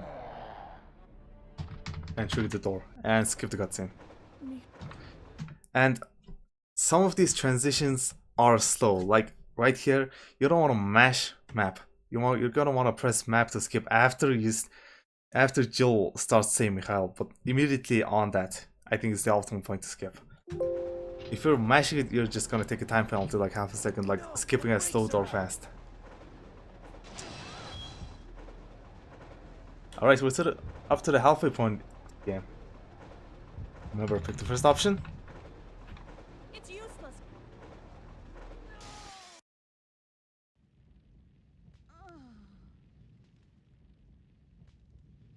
Alright, there's a route change coming up depending on route RNG coming up depending on what kind of powders I get. Okay, I got bad powders, which isn't. I got late powders, which is slower. I think I'm gonna try to illustrate both routes. Alright, if you got early powders here, you're gonna pick up all 4 so your inventory is full up. You'll pick up the powders first before the key. So your inventory will be full. Now what that does is it makes it so that Carlos can't give you a gift here. Oh, one important thing. That cutscene is on Jill's 5th step. And you're gonna wanna skip it as fast as possible, otherwise music starts and the next door will be slow. So it's not only you might skip the cutscene slow, but you're gonna lose out on a fast door. Now, Carlos giving Jill this gift wastes like 8-9 seconds. The freeze runs are useful, but it's not worth 8-9 seconds.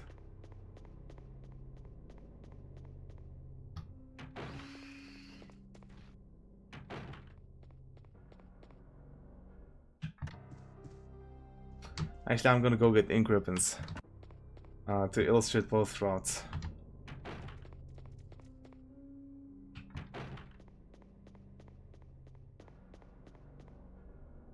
Sorry about this. There's ink ribbons here.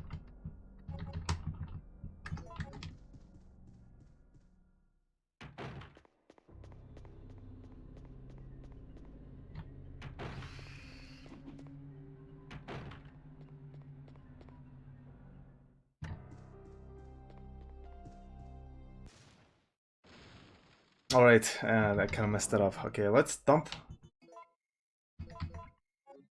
the freeze rounds so I can show you how each route works. Let's save this to number 1.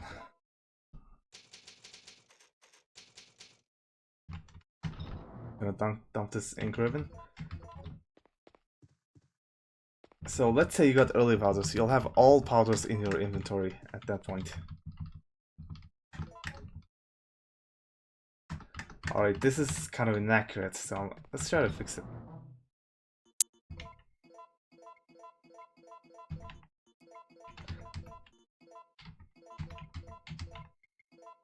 Okay, so your inventory will be exactly like this. And before you pick up this key, you're gonna want to mix all of them. So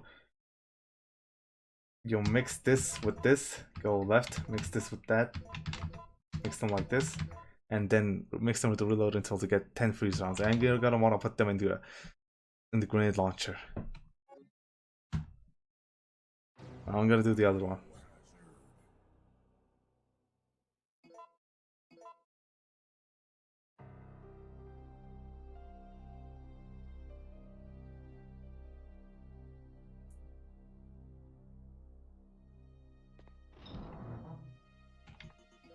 So your inventory will be like this when you get here.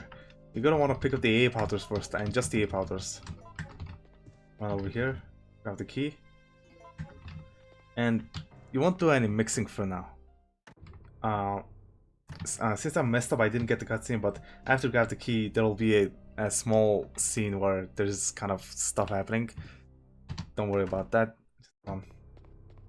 Now here, some people quick turn, but just left turn and run is so much safer.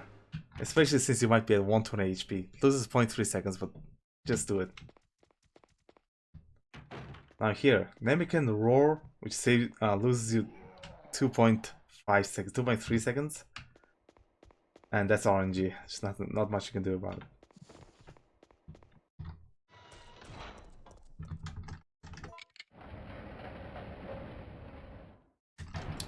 If you do the quick turn strat on those zombies and get bit, and you're at 120 HP, your run is dead. It's just not worth it. If you get grabbed, you lose almost 3 seconds. Just not worth it. It's so much risk for so little reward. Now here, the music puzzle. The solution is up, down, up, down, up. And you can, over here, you can see A, B, C, D, E, F. So if you get lost while doing this puzzle, you can look at this to see where you are. And while the music puzzle is pre-playing, you're gonna want to take a close look and see how many changes it is and which pegs you need to move. So it's the first one, up. Is this right. The third option here is go to the next one. The first one is up, the second one is down, and the last one is go back. You should never want to go back, but if you do need to go back, you don't need to select this. You can press the run button and you'll go back. Down, back to A. Okay, I didn't mean to do that. So after you press up on A, in this instance, damn it. Okay, that was my fault. Make sure to be holding the run button the whole way so you skip the text fast. Alright, this is a 3 change now. It started as a 4 change. Right? Now we're at D. Select the first option. You can deke it if you want, but if you're not comfortable with it, don't. Now on the last one, the next option gets replaced with the play one, so you're gonna have to get to the last option to play. So you're gonna go through the entire thing anyway. And each change, I believe, loses about 2.5 seconds. Each pegs might vary slightly, but it's not worth taking it into account. Like this. Usually holding right gets you there, but depending on what angle you're facing the music puzzle, you'll need to adjust. Now here, same deal, first choice. Return a bit. Now this door is kind of weird. You're gonna want to medium skip it. Like before a slow skip, but after a fast skip. Now here, if you got the bad RNG, your inventory will be like this. If you got the good RNG, you would have none of these 3 items. Actually, what would you have? You would have 10 freeze rounds in the grenade launcher, 6 normal rounds here, and just 2 keys here. So you would go down, down, combine these to like the keys would be here. But if you get this, you're gonna want to go down, down, put the freeze rounds in here to extract the 6 normal rounds, mix the 2 fire rounds, mix it with the normal grenade rounds, which will create 12 fire rounds, mix it back into the grenade launcher, then finally mix the key. And you'll open it and you'll drop the key, so your inventory will like this.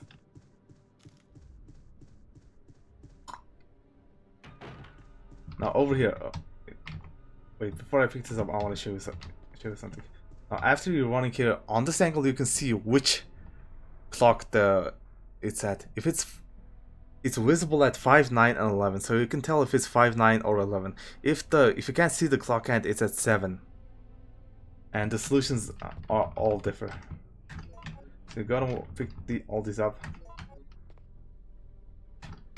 The triggers here are pretty forgiving. You can, right here, even though you're way off, you're facing left significantly, so you're gonna be on the left trigger, and like right here, you're gonna be on that trigger.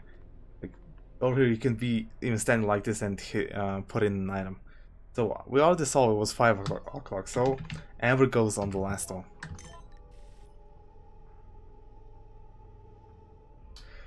Okay, if you don't want to memorize the puzzle, the only thing you'll need to memorize is on 5 and 7 o'clock, Amber goes on the last one. Last one from the left, the first one you put in, and on 9 and 11 o'clock, Crystal goes on the last one. So after you just take a note of the clock. If the clock is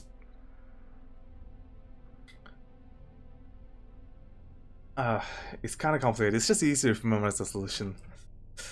On this, alright, the balls all have power. Crystal is 1, Obsidian is 2, Amber is 3.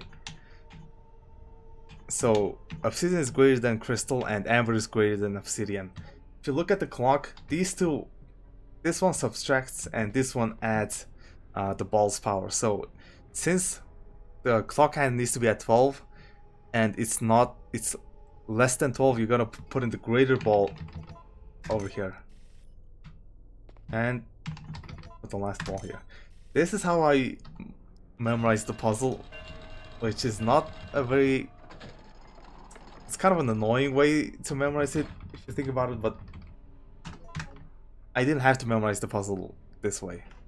Now, like on 7 o'clock, if you put the Amber here, it'll be 1 o'clock, so you'll put the weaker ball, the Crystal ball here, and you'll put the stronger Obsidian ball here.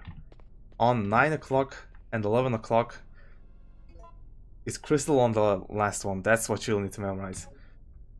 On 9 o'clock, after you put the Crystal in here, this multiplies a ball's power by 2 and moves the clock hand by like that. So if you put in Amber here, it moves the clock hand by 6 hours. So on 9 o'clock, you put the Crystal here, it's gonna be 11 o'clock. So you're gonna wanna put Amber here, which moves it by 3, and Obsidian, which moves it back by 2. So 11 o'clock is turned into... Wait, what happened to the camera angle? Oh, wow. On 11 o'clock, put the Crystal here, it's 1, so you're gonna put in the weaker ball here, Obsidian, and the greater ball, the Amber there. Okay, this angle is... If you just hold... Damn. If you just hold right and up, you're gonna take a line that... Oh my god, I got poisoned. Not good. You're gonna take a line that's ripe for getting poisoned. What you want to do is pre-turn just a bit and then hold up, which usually avoids the poison. But I believe it also makes it less likely for the spider to try to poison you anyway. So there's usually no reason to dodge it. If you get poisoned, you're just gonna have to power through it. Just gonna have to keep going. This is about 3 seconds if you get poisoned. Because you're slower. Okay, running over here, it sucks if you miss the trigger. So flip this a bit and run straight at an angle. This is good enough. You're gonna want to equip the grenade launcher to save a menu. Combine these. If you use this before combining, it's a long cutscene and it's gonna lose your time. So go slow if you have to combine them. Combine these and use it. Don't forget to equip the grenade launcher. If you forgot to equip the grenade launcher, menu again and equip it. It's gonna feel like time lost, but you don't want to menu after the clock tower fight cutscene.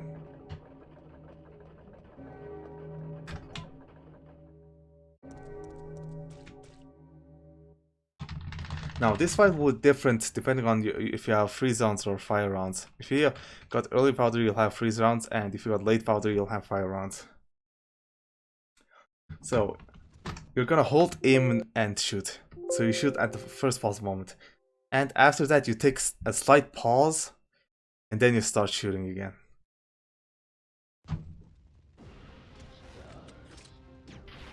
That makes Nemi miss his rocket. And on fire rounds he usually gets one rocket on you anyway. There's not much you can do about it.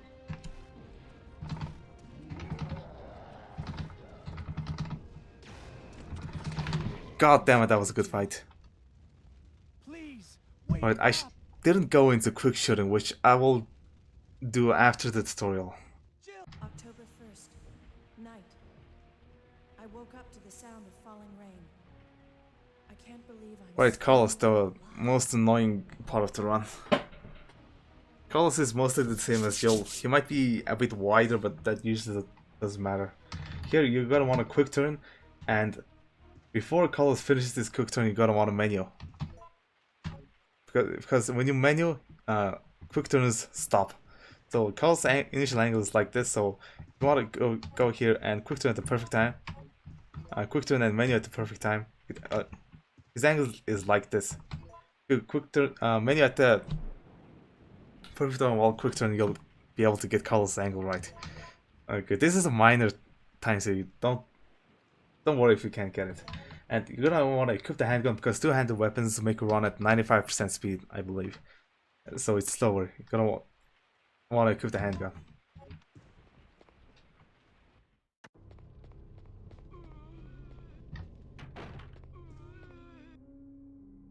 Alright, I want to cover that line. You're gonna want to clip the table slightly. That ensures that zombie can get you. Most of the time. Alright, it's orangey whether you get spiders or brain suckers, but if you get brain suckers, you're gonna get hit twice if you're not fast enough. If you're fast, you can get hit once. Sometimes you can go through without getting hit, but that's rare. Just try to do it fast and hopefully you won't get too many times. HP isn't really a concern here, but you can grab a fast if you want to. Pre-turn a bit. It didn't pre-turn, that's bad. There's a fast here if you want it, and then you'll go around here. But if you didn't grab a fast, you just turn left here and get over there. And grab the tape recorder. After you activate it, you're gonna want to immediately menu. If you didn't grab the fast, the tape recorder will be over here, so it's right down. There also appears to be a slight fracture in his right arm just below the elbow. However, And here, go into the first floor first. Fourth floor. This skip is fast. Okay, I didn't get zombies. You can get zombies here, which is pretty bad. You don't want zombies. Wait, one thing I want to cover. If you got zombies, you're gonna take a grab, push them away, and there's gotta be one zombie around here. Depending on where he is, he's usually not on this side.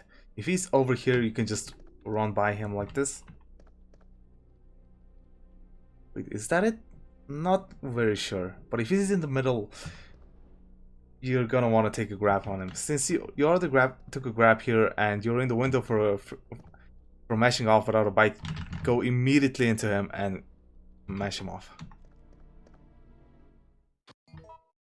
Okay, there's a cutscene of muscle memory. Get over here. And don't worry if it looks like you're gonna get that photo. You're always gonna get the key first. Don't try anything to... Okay, don't feel the need to avoid the photo because you can't get it anyway. On back out. Now, the zombie line, if you have zombies, it's kind of like this. There's one zombie here and here, so you're gonna want to do a line like this. And then when you turn it, go here. This is where you see the solution. Okay, there's two oranges here. If you...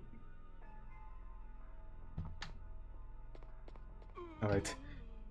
You see that the cabinet is over here, which means where you have to place the cabinet on the other room is over here. It's kind of the opposite of what you see, but in a run, you'll never see this. You'll just see that there's no cabinets here, so you'll quick turn, check the body's doctor's corpse. The password says 531, so the passwords correspond to where you need to place the cabinet. So I got 531. I'm gonna show more later. Okay, if you got zombies, pre-turn and grind the wall and run. Don't try to bait the zombie by doing this and then going back. Just pre-turn and run. That's good enough. If you do this, you're more likely to get bit. Okay, over here. The fastest RNG is this one. That's 531. So for oranges that are here and here, you're gonna check the doctor's corpse. So if you got 531, you know it's here. If you got 253, you know it's here. I'm gonna go back into here. So since this zombie wouldn't be awake the first time you get in here. Actually, if you got cabinets here or here, you'll have worms. And if a worm grabs you, it can be pretty bad because they prevent you from going through doors. So if you see a cabinet here, that means the cabinet for the puzzle next door is gonna be here. If you see a cabinet here, it's gonna the solution is gonna be here.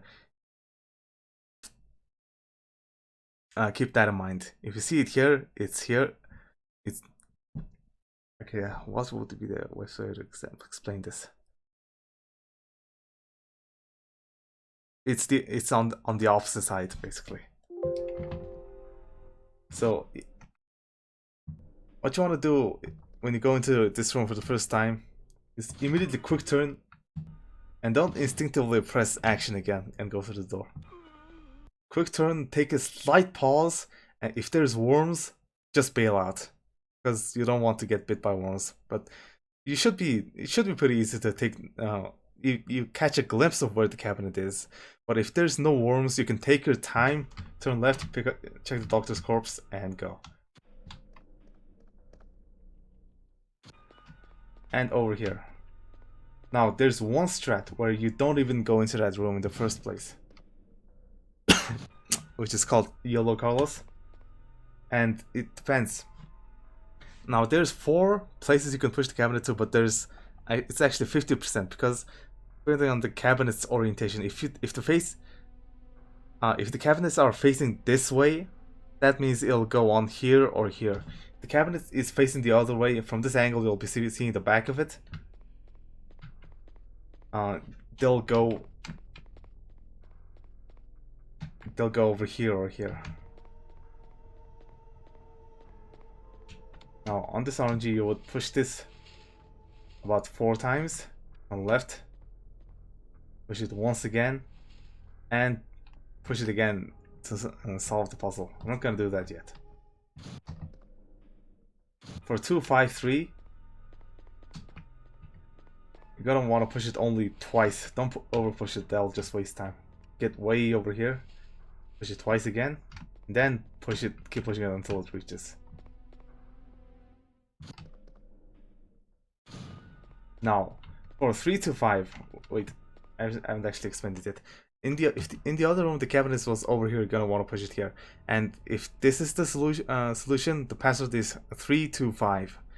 If you're gonna push it here, it's 104, and 104 is by far the slowest. Now, if you're gonna be YOLOing, if you get this angle, you always push it over here. If you get the other angle, you always push it over here because those two are the faster options, and they're both 50%. So pushing it over there, you can push it 3 times, so you remember to push it to 3 to 5 in case you forget during the middle, but you don't really need to do that. You can just push it twice and then start pushing it here. There's not much time difference. Now depending on which solution you are, you'd push it to the other spots.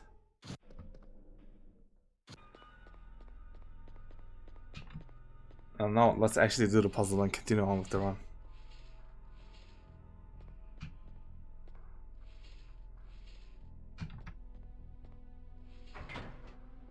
If you hear the sound, that means it's successful.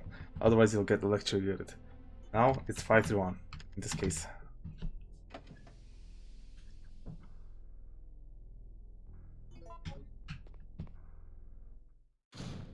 Now, since we didn't get zombies here, we might get zombies in the basement. We'll see. We didn't. And zombies in the basement or the first floor are almost equivalent. You're gonna want to grind that thing a little bit. Just a little bit is enough. That dodges the hunter. Like this angle is... It's kind of difficult to explain. You would hold left and up, and you would turn right at a certain spot, so your angle is... You can not grind the wall too much, but your angle is high enough that you would grab the medium base. Now, putting in the medium base first is faster, instead of pulling the handle down. Because putting in the medium base first, there's no beep that costs you time. Even though there's extra movement.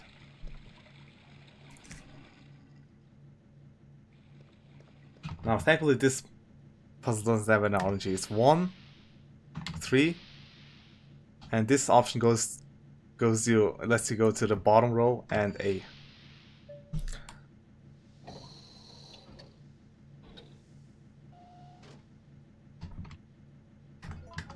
This up.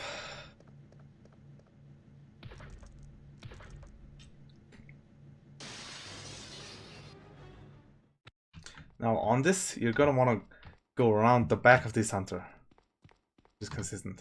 Now here, gonna...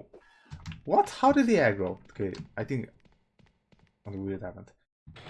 You're gonna want to start running immediately after slight pre-turn. Now he's gonna be feeling you out a bit. After like 2 footsteps, slightly longer than 2 footsteps to be safe, you're gonna want to aim and shoot.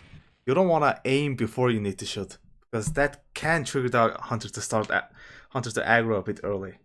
2 footsteps, just a slight bit longer delay, and then aim and shoot. And you don't want to wait at like over here, because if you're too far away, the hunter might aggro. The spot you want to be in as close as possible without the explosive being too close to hit you. So like around this shadowy part over here. There's a bit faster strat, which is get really close and then back up, which aggroes both hunters, and you aim and shoot. That saves like a half a second maybe, if that. Don't really need to do it unless you get like super good at the game. Now remember, first floor, don't go to the 4th floor. Since we didn't get zombies on the 1st floor or the basement, we're gonna get on the 4th floor and the basement. I mean, you're gonna get zombies here. Just take a grab, then take another grab, then run.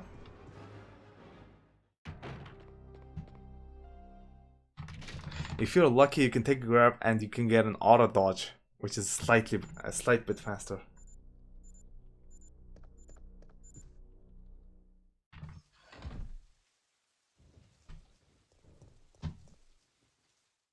Hold the aim button. There's a small window where you can do something before this cutscene plays, and you make some use of that by holding the aim button. If you got worms, it'll change Carlos' angle to something in lines of where you're gonna start running, which saves just a small bit of time. It's kind of a neat thing to do. It's not really necessary. Now here, pre-turn right just a bit in case you got spiders. If you got brain suckers, it's really tough.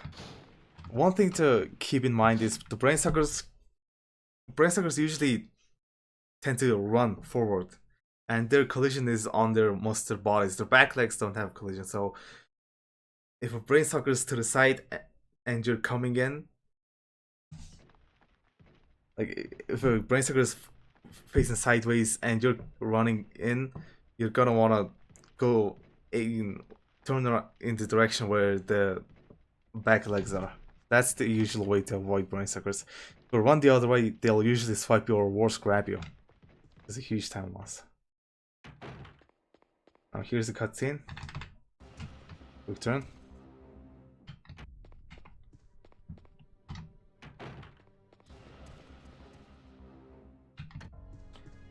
Get close enough to Jill, combine these two and use it. And it's a cutscene, so skip it. Okay, that was definitely faster. I need to give props to Mo.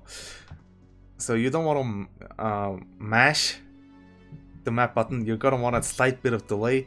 There's no audio cues, except maybe Jill moaning. We haven't really tested it, but it's at least easily visible that skipping that late saves time like a slow skip. We just recently found it out. Alright, and now you're gonna want to pick up the knife.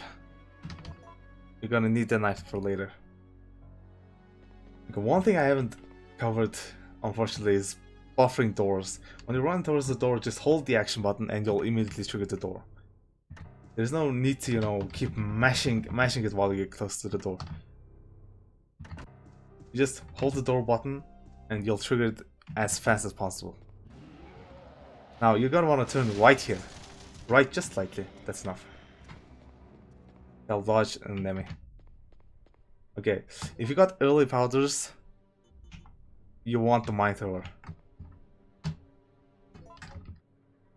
Because if you got early powders, you'd have 6 normal rounds instead of 6 freeze rounds. And those normal rounds would be used for acid rounds later, so you want to have freeze rounds for that final enemy.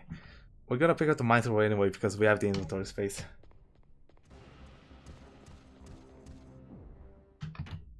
And if you got late powders, you don't pick up the mine thrower, but you pick up normal grenade rounds here to make acid rounds with. Now, if you forget the grenade rounds there, it's not a deal breaker, not a run killer. There's a 50% chance there's gonna be grenade rounds here. Okay, we didn't get it. You don't want to pick up the grenade rounds here if it spawns. You're gonna want to pick up rounds from this locker. It's the same as the ones on the table, so you'll know if you get grenade rounds or not. Unfortunately, here we didn't get it, so we're gonna keep going. But if you still haven't gotten normal grenade rounds, you can still keep going. There's more you can pick up later. But the last resort one is slower. Okay, here we got zombies. That's good because there's more complicated lines to go through. Damn it!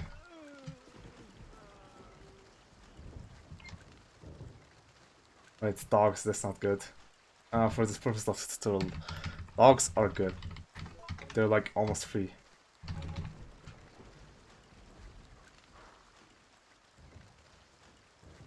Right here, you're gonna want to turn right to go around him. Just grind the wall, then bait him out by going to the other side of the wall, and after he aggroes, turn back. Now on the entry, you're gonna want to turn right here, get past him, turn left. Don't want to get stuck on that. Okay, if zombies turbo, it's you're usually screwed. There's not much you can do about those. Oh, that's right. I'm gonna try to go through them once more. Turn right. You're gonna, after you pass the zombie, you're gonna want to get over here to bait the zombie, otherwise he won't aggro.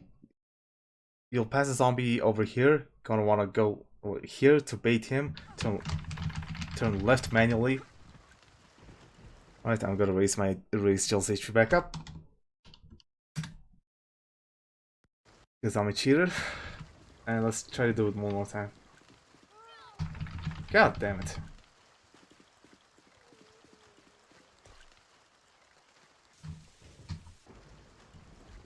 Turn right here. Left. Bait him. Damn it, I was way too slow. Okay, something's wrong with me today. Maybe it's the fact that I haven't played this in like a week.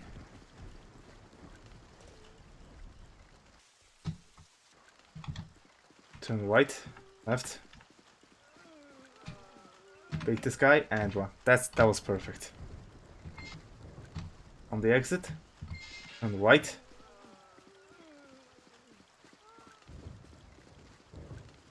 Then on the last zombie, bait him right and go left.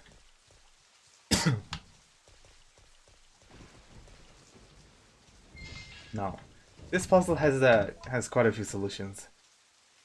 What I like to do is down action, up action, down right action, up action, and left left. I feel like that's the fastest.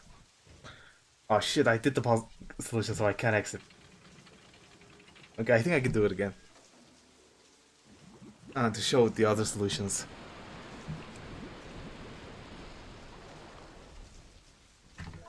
The solution some other people like to do is down action, up action, right action, down action, up, left action, left action.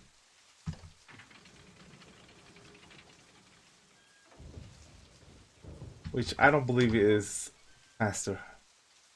The reason I like mine is after you down action, up action, down right action, you can just go mash up and mash it, and you can't accidentally do a wrong one here, and you can just mash left with the action button. Like this. Okay, that was bad. If you... Let's say you were gonna do the solution that I like to do, but you accidentally, instead of doing this, you accidentally press up instead. You can save it by doing the second solution I mentioned. Do this, this, this.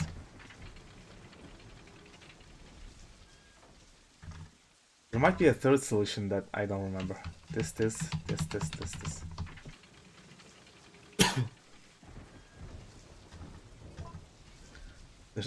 might be a third solution where you move this first, this. Okay, that's not enough. Okay, let me try to figure it out. Wow, I got a follow. Who's that? I'm gonna actually go check. Got a freaking follow while I was offline.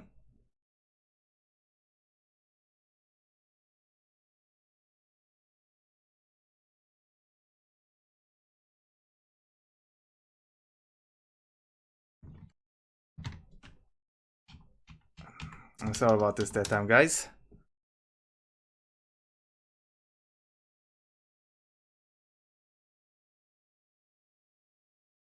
And damn it, I can't see.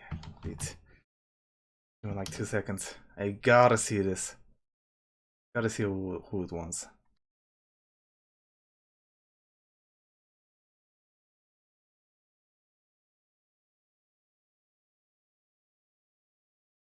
It was Bomba Nemesis. Wow. Wow. What timing.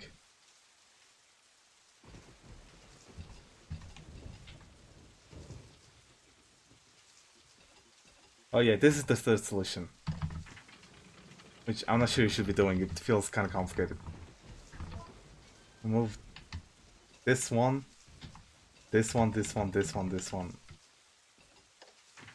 Yeah, I don't think anybody should be doing that.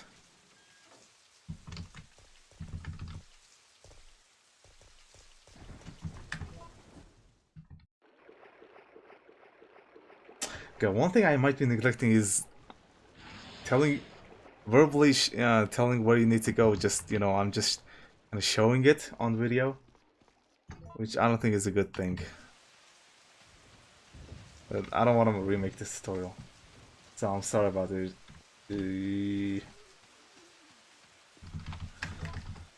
Now over here, no matter what route you're on, you're gonna pick this up.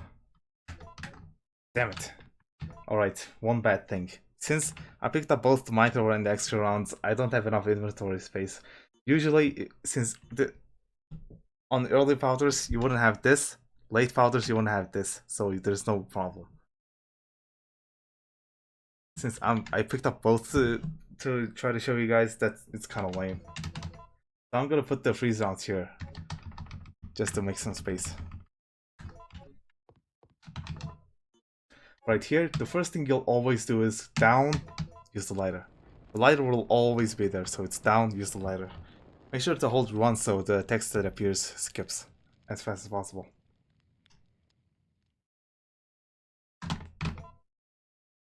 Alright. Okay, the menuing is kind of screwed up, so... But just use the iron bar thing after you use the lighter. It makes the menuing part so much easier.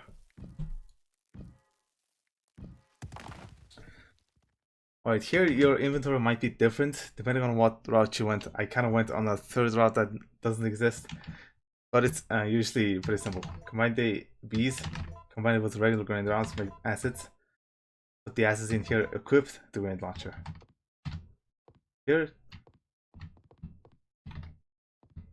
you're gonna want to run straight and turn right. You don't really need to stop to turn more, just taking a white line usually works. This is the grenade rounds that I talked about. If you forgot them, you're gonna want to pick this one up. But this takes a bit long because there's this cutscene that's a close-up, so it takes a bit long. Plus, you'll have to wait after to mix everything up because you don't have any grenade rounds to mix, so it kind of sucks. After you trigger this, there's gonna be a cutscene. Gonna end up way over there, so you're gonna run again. Now, one thing I haven't covered is quick shots, so... Alright, quick shots is when you shoot and then when you shoot, you let go of aim while still holding shoot. And then during the reloading animation, or while the recoil is finishing, depending on which gun you have, you're gonna mash aim twice or 3 times, depending on your personal preference. The quick shooting, it takes a lot of practice. You can't just listen to somebody say that's how you quick shoot and figure it out. It takes a lot of practice to get down the timing and your muscle memory in right. But what I can tell you is you shoot, hold the shoot button, and tap the aim button in a rhythm that's at exactly the right spot to quick shoot. For the grenade launcher, the right spot to quick shoot is when Jill's hand is going over the grenade launcher to reload. It's kind of complicated, but I'm gonna this. You might be able to see it clearly here.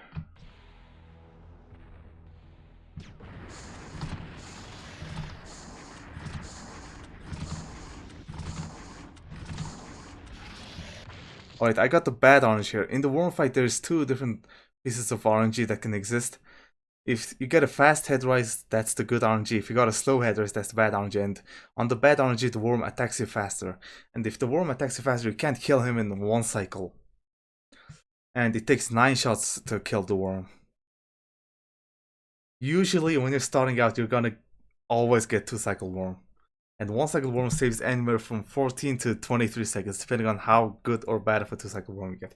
So after he burrows down, while he's burrowing down, you can get 1 shot on him. And that deals full damage. You're gonna always want to and if you got him down to 80 HP, you don't want to shoot him. And you can only shoot him once. So if he's not 1 shot away from dying, you should always just shoot him. Makes the second cycle much easier. Now after he burns down, you're gonna want to run, get on this rock, and he'll always immediately start rising. Move forward, quick turn, and around this general area you're gonna want to go, he'll rise immediately again. Same deal. Oh my god, I got hit. That's not good. Alright, I got trolled. I'm gonna cheat and... I didn't get trolled. That's all movement based. There's no RNG there. Again.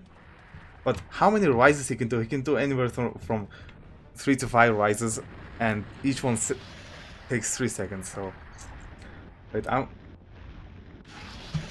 not gonna kill him here, so I can show you the baiting the rises movement a bit more. You don't have to exactly stand on the rock. Standing on the rock works. You don't want to be past than that, but you can be like around in this area. Like this. The closer you are to the mouth, the faster he'll rise, but it's not really worth it because I just got hit by that. And if you see the rubble finish, no more rubbles forming, that means he's done with the rises. And he's gonna pop up again. Now, after he's done rising, you're gonna want to run over here. And you gotta listen. There's a certain point where he becomes killable. Even though he's rising, he might be not killable. So if you're one shot away from him, you're gonna want to wait a while and then shoot him to kill. If you have like 2 shots on him, you're gonna want to shoot him, start shooting early, because even though he's unkillable, you can still deal full damage to him. So if he's like at 260 HP and 3 shots away from dying, you're gonna want to start shooting a bit earlier.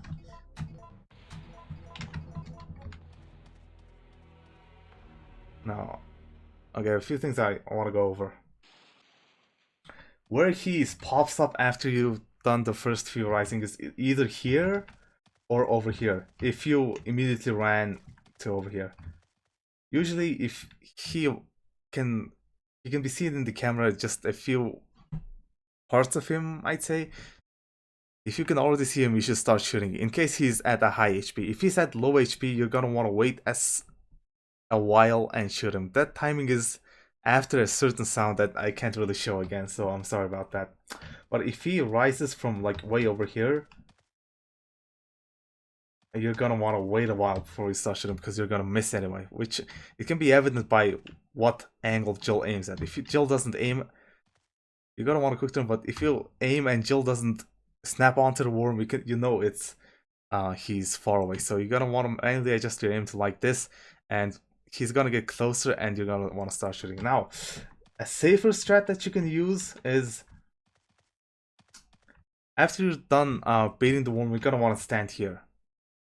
And there's gonna be a popping sound, like the worm's trying to pop up from the ground. And it'll be accompanied by a small patch of dust or dirt. That's the point he's about to burrow out from. You can see it. Now, if you see it, you're gonna want to get as close as possible to him and just start shooting. If you do that, when the worm gets close to you, Jill's gonna flinch from contact, but that doesn't deal damage to you. But if that happens, you know the worm's not gonna do an attack on you until his cycle is entirely done. Otherwise, if you're far away, before his cycle is up and he becomes unkillable, he will kind of dash towards you to do an attack. So if he's at like a high HP, like 350 or 260, you didn't get enough damage on him on the first cycle, you're gonna want to do that to stay safe. Otherwise, if you're standing like right here and the worm dashes towards you, you can get stuck in the worm. And in the worst cases, the worm will attack you, you'll glitch, like be right here, but the worm will be behind you, but he will be facing that way. And shooting the worm on the side that deals like 10 damage, and it's just bad. And you won't be able to shoot him on the mouth, so that's like a 3 cycle worm and a huge time loss. So if you have if he has a high HP and you want to be sure you can kill him, just stay close to him, start shooting as early as possible. There's going to be flinching, and then just keep shooting until he dies. Now, one more thing. On the rises, you can shoot him, but it's generally not recommended. Let's say you're here and the worm rises. You can quick turn and shoot him.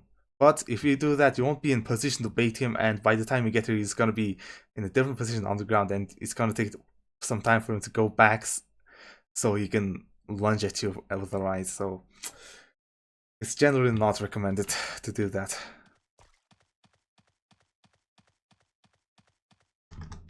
Get over here, climb up.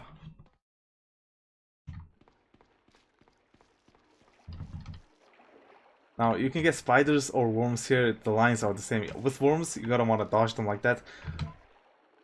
One thing I forgot to mention, after you kill the worm, when you equip the knife, because you run slower with the grenade launcher. Also, if you get spiders, one thing you'll not want to note is spiders on the ceiling can poison you. There can be a spider down by the ladder, but like right here, but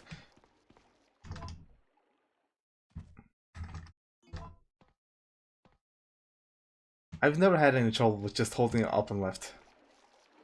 Now, pre-turn.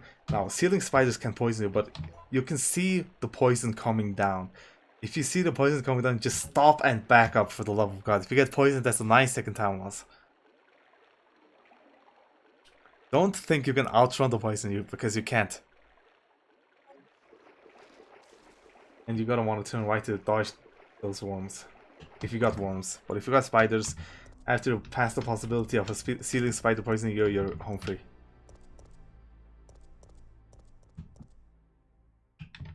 Now here, you're gonna want to wait a while so the zombie is close enough for his... when he aggroes, he'll puke. Now, the same is not getting going into the zombie's line. He turboed! Damn it. Not good. Now, there's a certain line here to get rid of the get around the dog. You're gonna want to take this kind of wide here, and when you get here, grind the wall and then turn left. That ensures even if the dog aggroes, you'll be able to dodge him. It's kind of a difficult line to do, and the dog bite isn't that much damage, so don't worry about it if you can't get it.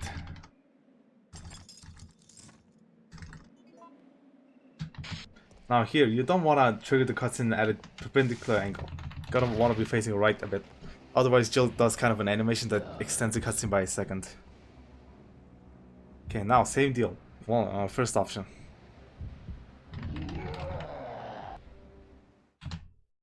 Damn it. I don't want to go into this save room.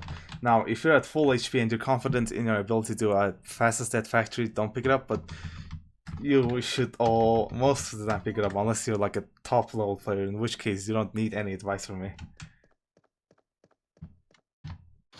Now, the steam room is the worst room in the game. The triggers are consistent, but it's still somewhat of a pain. Okay, this is like one of the few glitches in this game. Oh, like skips, because you skip doing the entire puzzle. You just run into this, mashing the action button, and you'll be able to do the trigger. You can walk into it too, it doesn't matter. Walking into it actually might be easier. And this is a bit easier. You can trigger any of these two triggers. This will work or this will work. Either will work. Gonna want to trigger this. You'll be able to get out.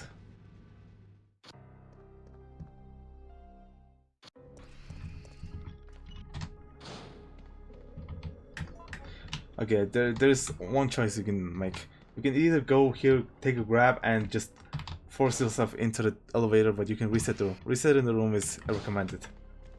Because it's 100% consistent.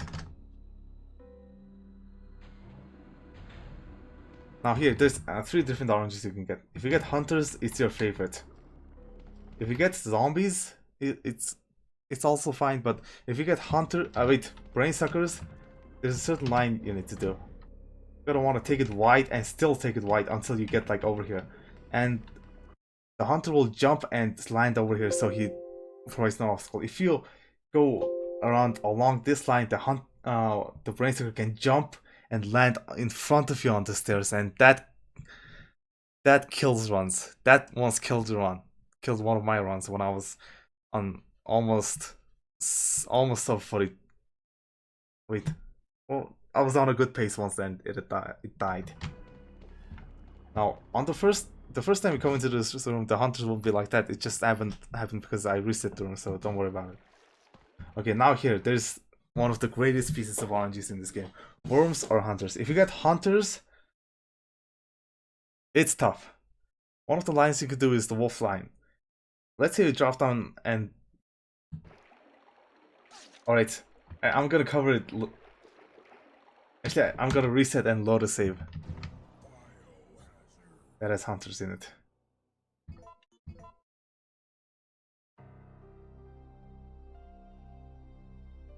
Alright, that might have been a pretty bad idea because on this save, the water puzzle is already done.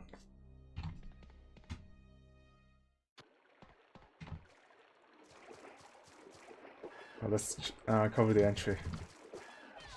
Wow. Wow. Damn it, I'm on caution. Okay, this has pretty weird items, so bear with me. Go down. Gonna turn left and kind of take a long line around like that. This is the wolf line, and you should be able to get up without that much trouble. Okay, let's go back and try it again.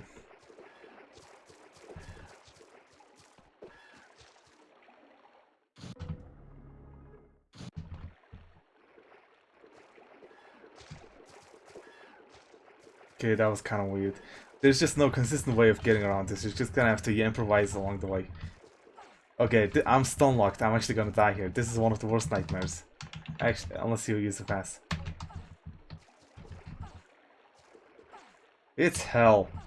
Oh my god, I'm actually stun locked. This is like death. You can save and save. You can't save it if that happens.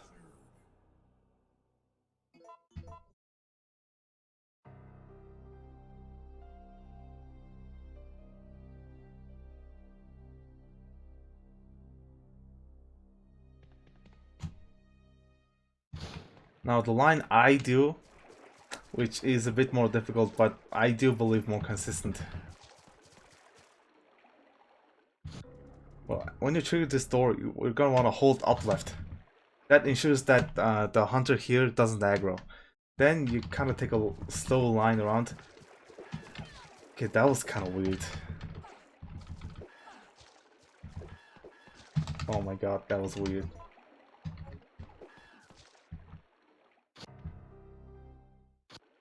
Right, on the way back it's pretty easy. Pre-turn, run. That hunter will run, jump over you. And it's almost consistent. Well, let's try my line again. Alright, I think that works. I got hit twice, but that works.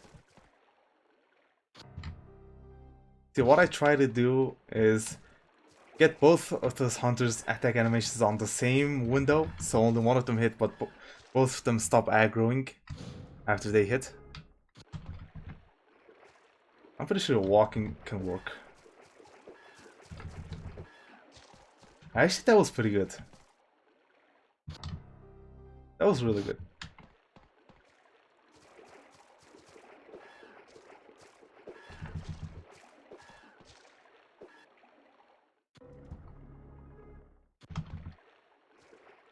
What happens? Oh my god.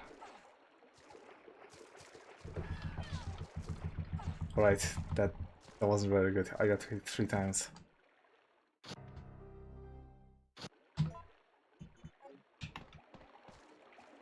Right, one more time.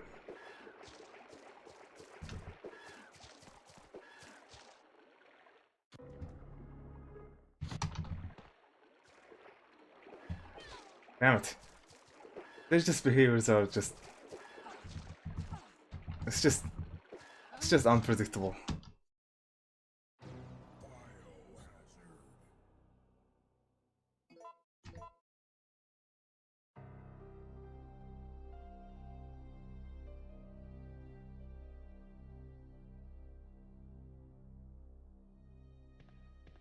Alright, this save already has the waterfalls done, so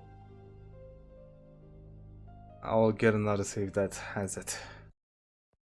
Alright, one thing I forgot to cover is the line if you get frog hunters here. On the first time you're coming through here, they'll just be getting out of the water, so you just take a direct line. Now on the exit, instead of you turn left, then turn right. Wow, that's horrible. That usually doesn't happen. Let's try it again.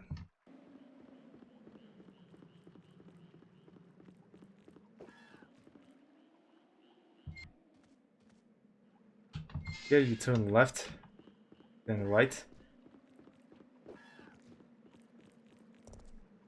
It's kind of hard to explain. It depends on if they start running or not. Here, it's pretty simple, but alright, you turn left and that hunter over there can run over to you or not. If you don't run over, how is he hitting me? Okay, that's kind of weird. Okay, let's just cover the run on the way back. On the way back after the worm, turn right a bit, and if he doesn't run, just do a direct line and he'll jump over you. If he runs, you're gonna want to turn left to run around him. Now, if you got hunters here on the first time, which I also didn't cover, return right, and you're facing him almost dead on, because I think that's the reason he jumps over you. Otherwise, if you're slightly left or right, he might swipe at you instead, which is not ideal. I have to get past this guy. Usually this guy... No. Usually this guy will be over here, and you'll grab the key by running behind him. If he's, however, over here, like touching this wall, you're gonna want to go through here, which he will try to take a swipe at you at here, but you should be able to dodge him. Then you go grab the key, but he'll move forward, quick turn, run around like this, and try to get out. Now on the return, damn it. On the return, getting through this hunter is pretty much the same. At that time he swiped at me because I did. Now here, try to face him dead on, and he should jump over you.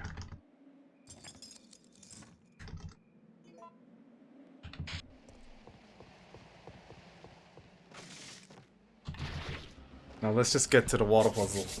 Hopefully we'll get a good hunter line, water-based hunter line, for one more example.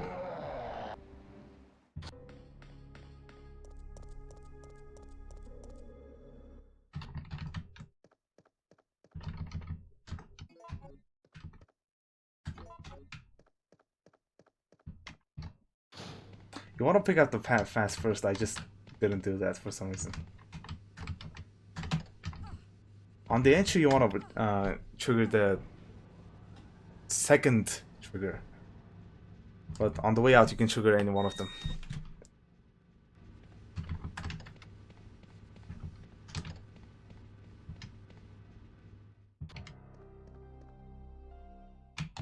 I'm gonna try to show you the biting line, tanking the bite, which isn't gonna go well because I'm gonna be put into caution.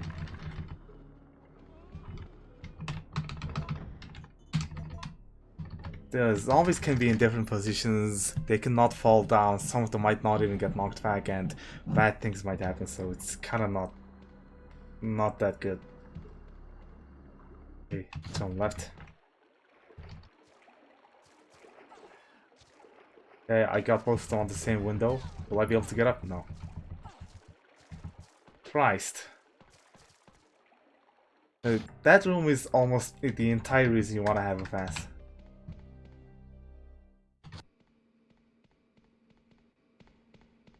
Over here, grab this fast if you need it. If you're not confident in the waste puzzle, enemy and final enemy fight. Right, this puzzle has 4 solutions. You can see the solution you need from the first 2 bars. If it's high empty, that's 1, high low, it's 1, medium low, it's 1, medium empty is 1. This medium empty is right 1, right 3, left 4. So you just go to the first one, right 1. Oh, I accidentally clicked play. Okay, this is a huge time loss. Please don't ever do it. And make sure to be holding the run button the entire way through. So to get it to play, it's actually not on the main screen. You go into one of them and press play, which helps because after you finish moving the last one, you just go into here and play. Now I moved the first one right 3, here right 1, right 2, right 3, C, left 4. Now, if you kind of don't remember the solution, one thing to keep in mind is the first one goes left 4 only on medium empty. On the other ones, it's either the left 1 or right 1, so it moves either once or 4 times. So if you're remembering something like left 2, right 1, which is not a solution for any of the RNG, you might be able to, catch it before you make a horrible mistake. But that's not really helpful. Just write down the puzzle solutions and look at it. But if you're trying to pull it from memory, you might be that's kind of like an error correction thing. That's kind of probably useless.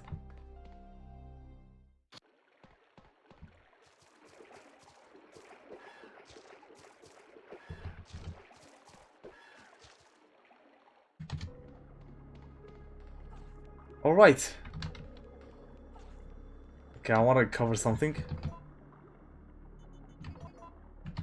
The line to take on this RNG. Oh my god, are they actually gonna kill me? Let me. Damn it. Oh, 115 HP, that's not good. You're gonna go run straight and take kind of a wide line. Oh my god, they hit me again! But I'm honestly not sure how that happened. That should almost never happen. I'm not honestly not sure how that happened. I guess I took it way too wide to show an example. God damn it. Oh my god.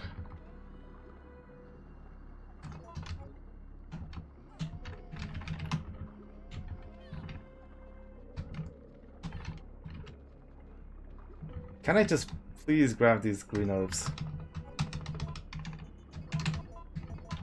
But that'll have to be enough. Alright, after you come out of here, just hold up left. And you'll get past him. If he turbos, it's RNG if he gets you or not. And usually there's not enough time to react to the turbo and do a different line.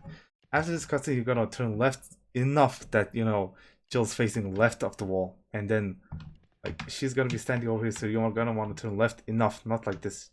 Turn left enough and run. Alright, this fight is the most difficult fight in the game. Because it's done with the knife using the valves. Now, this is very important. I'm gonna need you to do what I do. Do exactly what I do. And I guarantee you a success rate of at least 98-99%.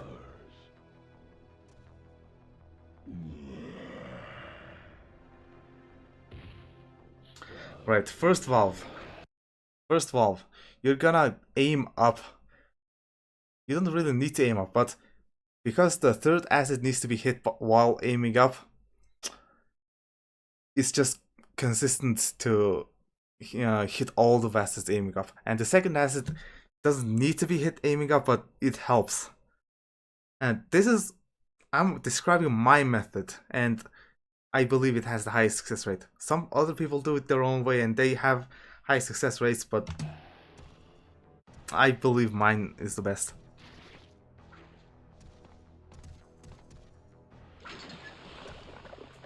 Hit it on right on Nemi's second footstep, right on it. Okay, I was slightly late, but it was close. You need to hit it right on Nemi's second footstep. Okay, one thing you need to do that might not seem obvious is quick turn and actually take a step forward. What this protects you is from early acid. If you get super early acid, you won't get hit by the acid and get grabbed by Nemi. And the reason we hit it right on Nemi's second footstep protects us from very late acid. So move forward a bit to protect yourself from very early acid. Move it very early as possible, but no, not too early, which is right on Nemi's second footstep. Now, after Nemi starts the attack, run. After you've actually dodged it, don't quick turn way too early. After you've actually dodged it, quick turn and then run. You're gonna run around here, not behind him, because you wanna actually push him slightly to the wall. Sometimes he'll be already there. You won't need to be push. You won't need to push him or anything, but it's fine. Okay, that was super slow. You're gonna want to hit him when he says stars. Okay, I was late there, so because I was pausing and shit. Okay, that still hit him. I'm gonna continue this. Let's see how it goes. Okay, that's not gonna work. Alright, let's try it again. I kind of derped there because I was pausing and stuff.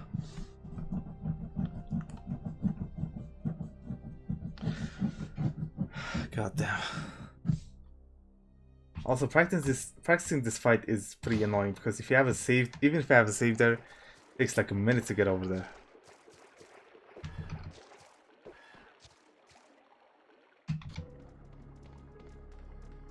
Yeah, we clearly didn't get this RNG on that last one.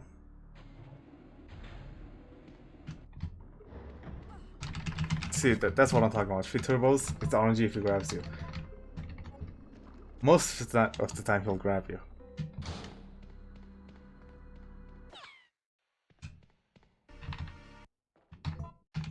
Okay, our menu is much different than what you would usually have, so bear with me. Warning. Proceeding with operation in treatment room. Please evacuate immediately.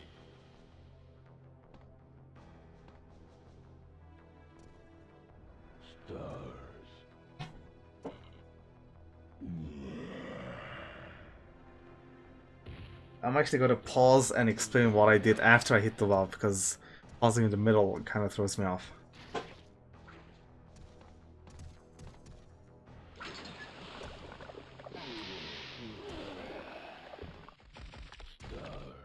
Okay, aim up, hit on enemy's second footstep, turn, take a step forward. Okay, that was super late acid. That's why we hit it slightly early. Alright, you're gonna want to be slightly past this beam and hit it exactly when he says stars, which is like slightly before he gets up fully. Now, the reason we aim up is because if you're hugging this wall, aiming up ensures you hit it. If you're aiming straight, you won't be able to hit it. But if you're aiming straight, you'd be standing over here, which works, but Nemi will be over here when he gets hit by the acid, not here, and you want him as close to this wall as possible. Turn left, will do the attack you want. Now, after he gets hit, you have plenty of time to set this up. Get as close to him as possible. And when he's getting up, run away. Okay, that was bad. Let's see if it works. Okay, that worked. That acid doesn't seem to have much for timing. It works when it works when it doesn't, but you're gonna want to get past it like you were on this valve and hit it on Nemi's right footstep. I hit it a bit early there, but it still worked. But if you hit it exactly on Nemi's right footstep, which is the first footstep he takes after getting up, and you're gonna want to stand there until Nemi does an attack animation. And the reason why we've been setting him up to be as close to this wall as possible is so we can have a clear way to run through. If he's in the middle, some of his attacks can hit. Now, what to do? If he does, there's 3 different kinds of attacks he can do that will get him into the way of the acid. It's the leg grabbing attack with the tentacle, it's the stabbing attack with the tentacle, and it's a body grabbing attack with the tentacle. All of 3 of them lunges Nemi forward enough that he gets hit. Which, if you did the second acid correctly and he's like around over here, which will get him over there. But there's a safety strat on the second acid. If you mess up the second acid, he'll start to back up because he'll actually see the acid. If he does that, you want to run way over there. And if you increase the distance between you and them before he does something, he will do a stabbing attack for some reason and still get hit by the acid. But when he does that, he will be like over here, like pretty far from the acid, which isn't ideal. If that happens, you're going to want to hit the acid from this position and much earlier. And wait for them to do an attack. Now, if you do everything correctly and Nemi slams the wall, you're just gonna have to wait until he does the attack you want. And if God is with you and he does run around him, if he just keeps slamming the wall, then it's over, the run's over. Now, there's the 5th thing he can do. He can slam the ground. If he slams the ground, I found that the best thing to do is to act like he's did the attack you want and just YOLO, because most of the time after he slams the ground, he does the attack you want. But being away from him seems to trigger it more. So if he slams the ground, just run. Now, what else? Okay. You'll get hit over there. You should be running to the keycard, so you're as close as possible. Waiting to make sure he gets hit by the acid is time lost, and there's not much you can do to make sure he gets hit anyway. Okay, now, if you fail the 3rd acid, the backup strat is to get over here, wait, and the acids charge. Like after you hit an acid, they'll turn red and the green bars will fill up. If you miss the 3rd acid, this acid should have filled up already. So you get over here, wait a few seconds until he's done attacking stuff and he'll start moving, then hit it and then just run away and hope he gets into it. He should usually get in the way. Do I have the handgun? Shit, I don't have the handgun.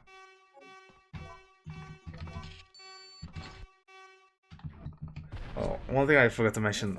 Before you use the credit card, if you're on the early powders route and have the mine thrower, you should equip it before you use the keycard. That saves you a menu. Right. The wolf line. That was bad.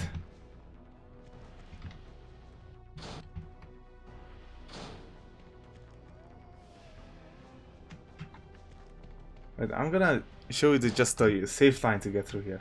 So just do this and just keep hugging the wall. If you're lucky, you'll get past clean. And that's actually the fastest way. That's the safe line.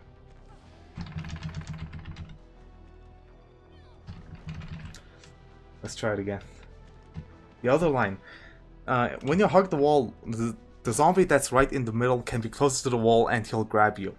If you're doing the safe line and you get grabbed, you should be able to still push him and keep on going. You might get grabbed again, but that won't be a bite, and there'll be a 3 to 4 second time loss. But if you're desperate to save those last few seconds and guarantee you a safe line, the wolf line you can do. You can go left and go around that zombie.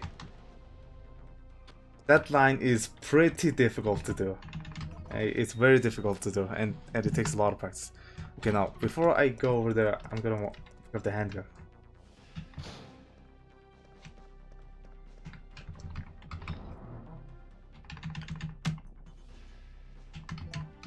Okay, by now you should be pretty familiar with the operation of the grenade launcher, so we're gonna do the final enemy fight.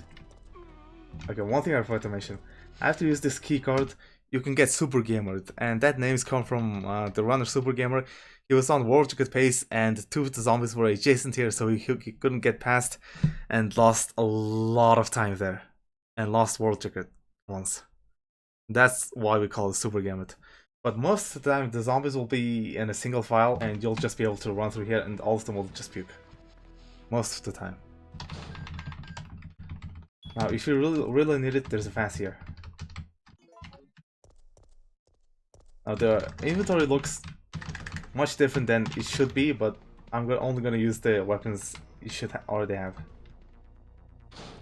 to demonstrate the last enemy fight.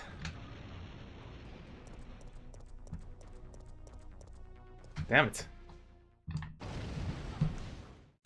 Alright, you're gonna wanna go over here and activate this thing. Checking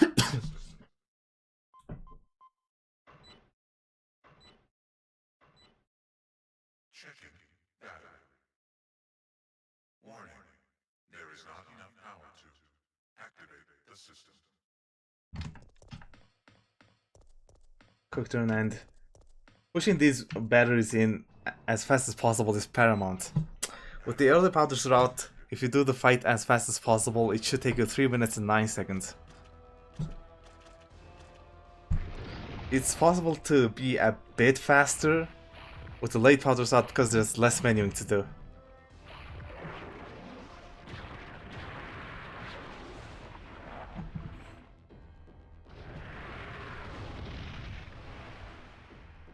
Don't quick turn, manually turn here.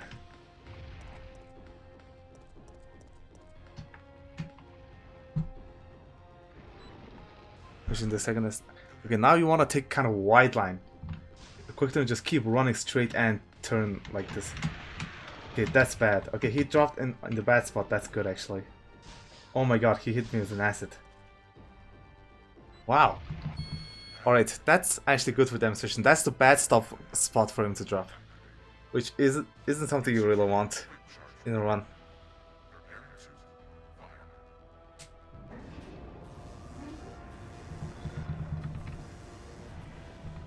Alright, you should enter this fight with the mine thrower already equipped, and you should be in fine. You wanna... Okay, I missed one shot, that's bad. Okay, what I wanted to show you is...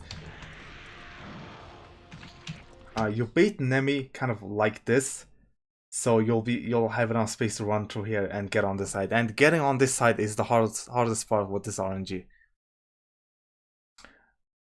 So you want to be patient. You want to keep shooting him with the mine thrower. You don't have to quick shoot it. You just have to keep shooting him. Quick shooting is definitely safer, but But normal shooting's fast enough. There's plenty of time for you to set this fight up right. I actually missed one shot because I kind of derped on the third battery and wasted a lot of time. So after you get this, finish up all your shots. Alright. Nemi telegraphs his when he's spitting acid. He makes a sound, and then if he's out of the camera frame, you're gonna want to rely on that, but he does an animation too. So after you're done with your acid rounds, you're gonna equip your grenade launcher. You should have 3 acid rounds left.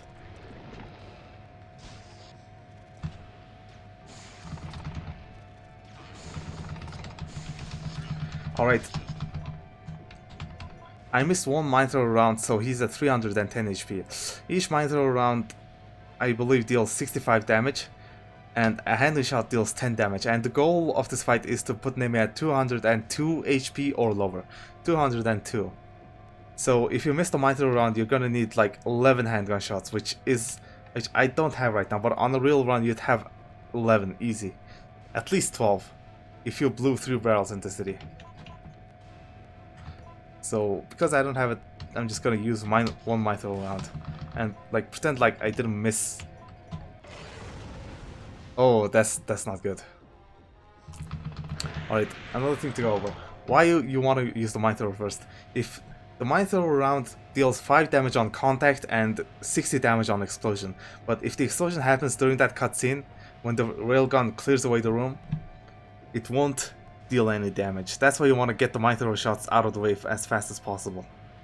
Also, if you quick shoot all the mine thrower rounds, wait for them to explode. Because if there's like 3 or 4 mine thrower rounds not exploded in game, and you menu and equip a different gun, some of those rounds disappear before exploding. So no matter what you're doing, just wait for the mine thrower rounds to explode before you equip something else. Wait, holy shit. But the round was still there and it exploded. Okay, good. So after 6 mine thrower rounds and 3 acid rounds, he's gonna be at 245 HP. That's 5 handgun shots. And that's it.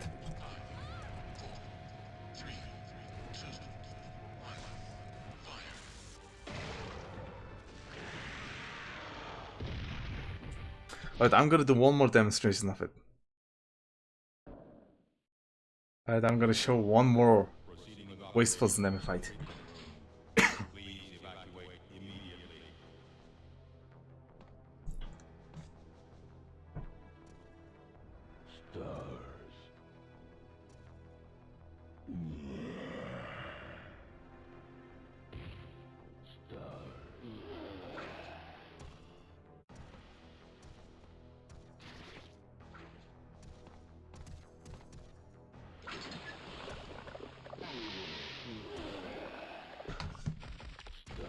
Aim up on Nemi's second footstep.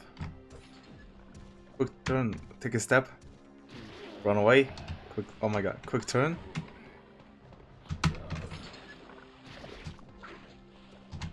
That was perfect. Slightly on the edge, but good enough. Perfect. That's how perfect. Ah, damn it. Nemi can get drenched in the acid, but still take some while to die because he's doing some lame attack animations over there.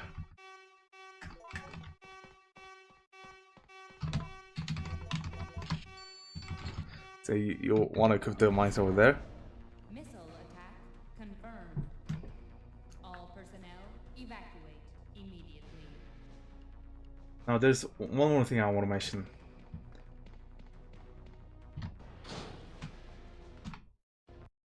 Alright, the first frame you see, like you can see this zombie right, he's right behind him, and if you see closely you can see there's not much space between him and the wall, but there's so much space between him and the center console.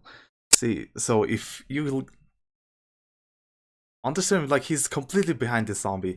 If this is like this, grinding the wall probably won't get you past the zombie. So that's why you run around him. But sometimes he'll be slightly left, like maybe over here, which is enough space to run around him. But you're still gonna try. Then you get past him. That's usually a second grab. That's like a 3 or 4 second down loss.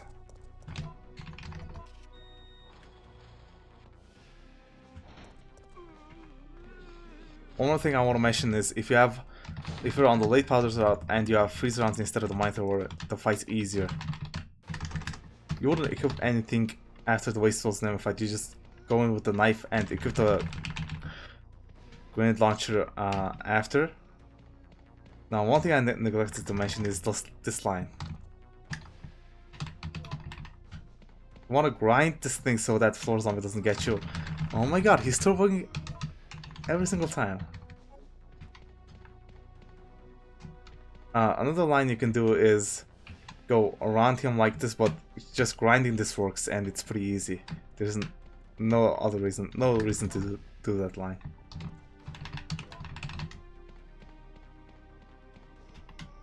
And if he doesn't turbo, it's pretty easy to get around him. Yeah, you just grind the wall.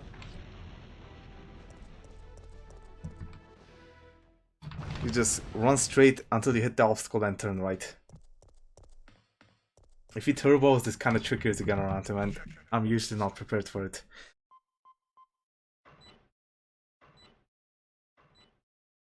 Checking data. Warning. There is not enough power to activate the system.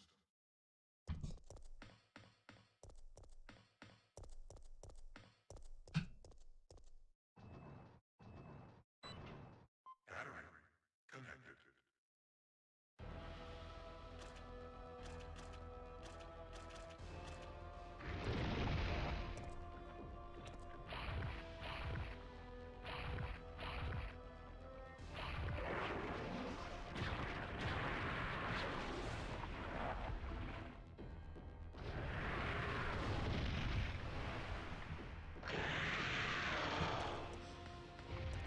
Alright, this time let's see if we can get the good RNG. Which is much easier. By RNG I mean Nemesis drop spot. I'll take a wide line because I think it baits him a bit better. Damn it! Maybe that's actually not the line to take. Let's just demonstrate it again. It's the harder one anyway. If we get the good RNG, you just shoot him and just lead him into the front of the railgun. But the railgun's first shot does nothing to Nemi. Just blows away half the room. You want to get yourself in line to him and get off all the shots. And you're gonna want to be patient until he gets... With the grenade launcher, you're gonna want to be patient until space opens up. Okay, now go. Oh, damn it! Oh, wow, what a combo. Wow, what a combo. Did I miss an acid round? Christ, wait, I missed the mine throw round again.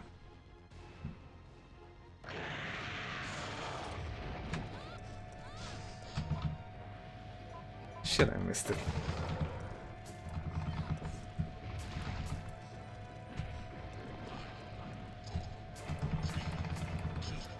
Oh, let's do cycle.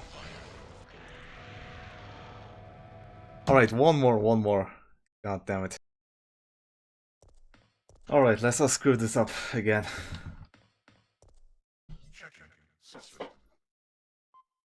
I'm gonna do this seriously. Usually you'd have at least 12 handgun ammo, so if you miss a mine thrower or acid round, you would still have enough ammunition to take him down. If you blew 2 barrels by the train, you'd have 13, and you can use 1 more to blow up the barrel with the brain sucker, so that's like 12 left over at least. Like half the time you'd have 15 handgun ammo anyway. Now, if you're desperate, you can try knifing him, but I'm pretty sure the knife deals like 7 damage maybe. And like he has some pretty strong attacks close range, so it's almost impossible. Now, one thing to note, never get behind Nemi, directly behind. Never get directly behind Nemi. Bad RNG.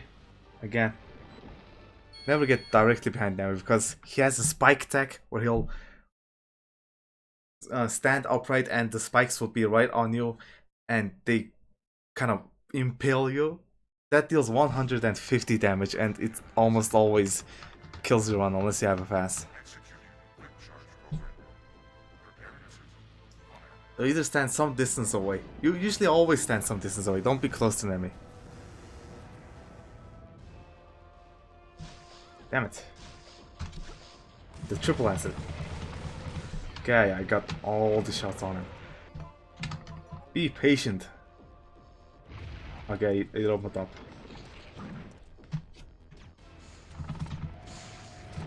See, that's how it's supposed to go.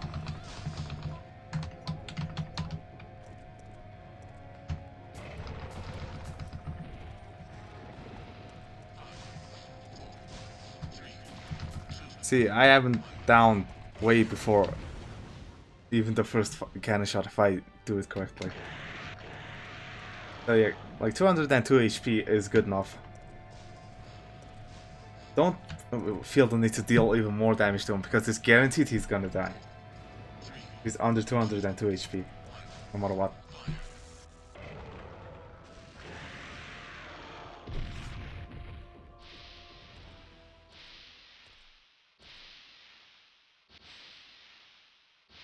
Warning. System overheating. Enter cooldown mode. Return here, otherwise you'll run into an enemy. That's very important. And since it's at the end of the run, you don't want to be losing any time.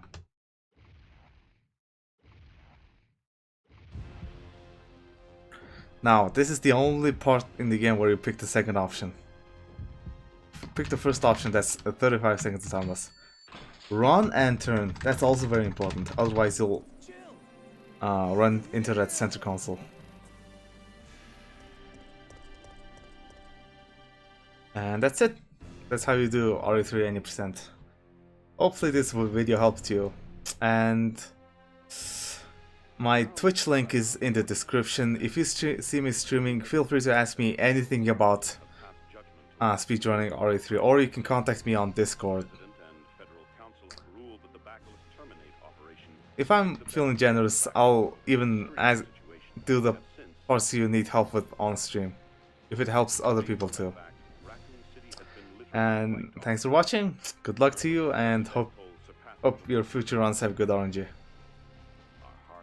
And I'm gonna be giving a more detailed version of some parts of the run, like the basement, book, battery, maybe the worm. More important things like that. One more look, I'll go into great detail on them. But right now, this will have to do. The information in this tutorial should be good enough for you to get sub 44 at least. And thanks for watching, everybody.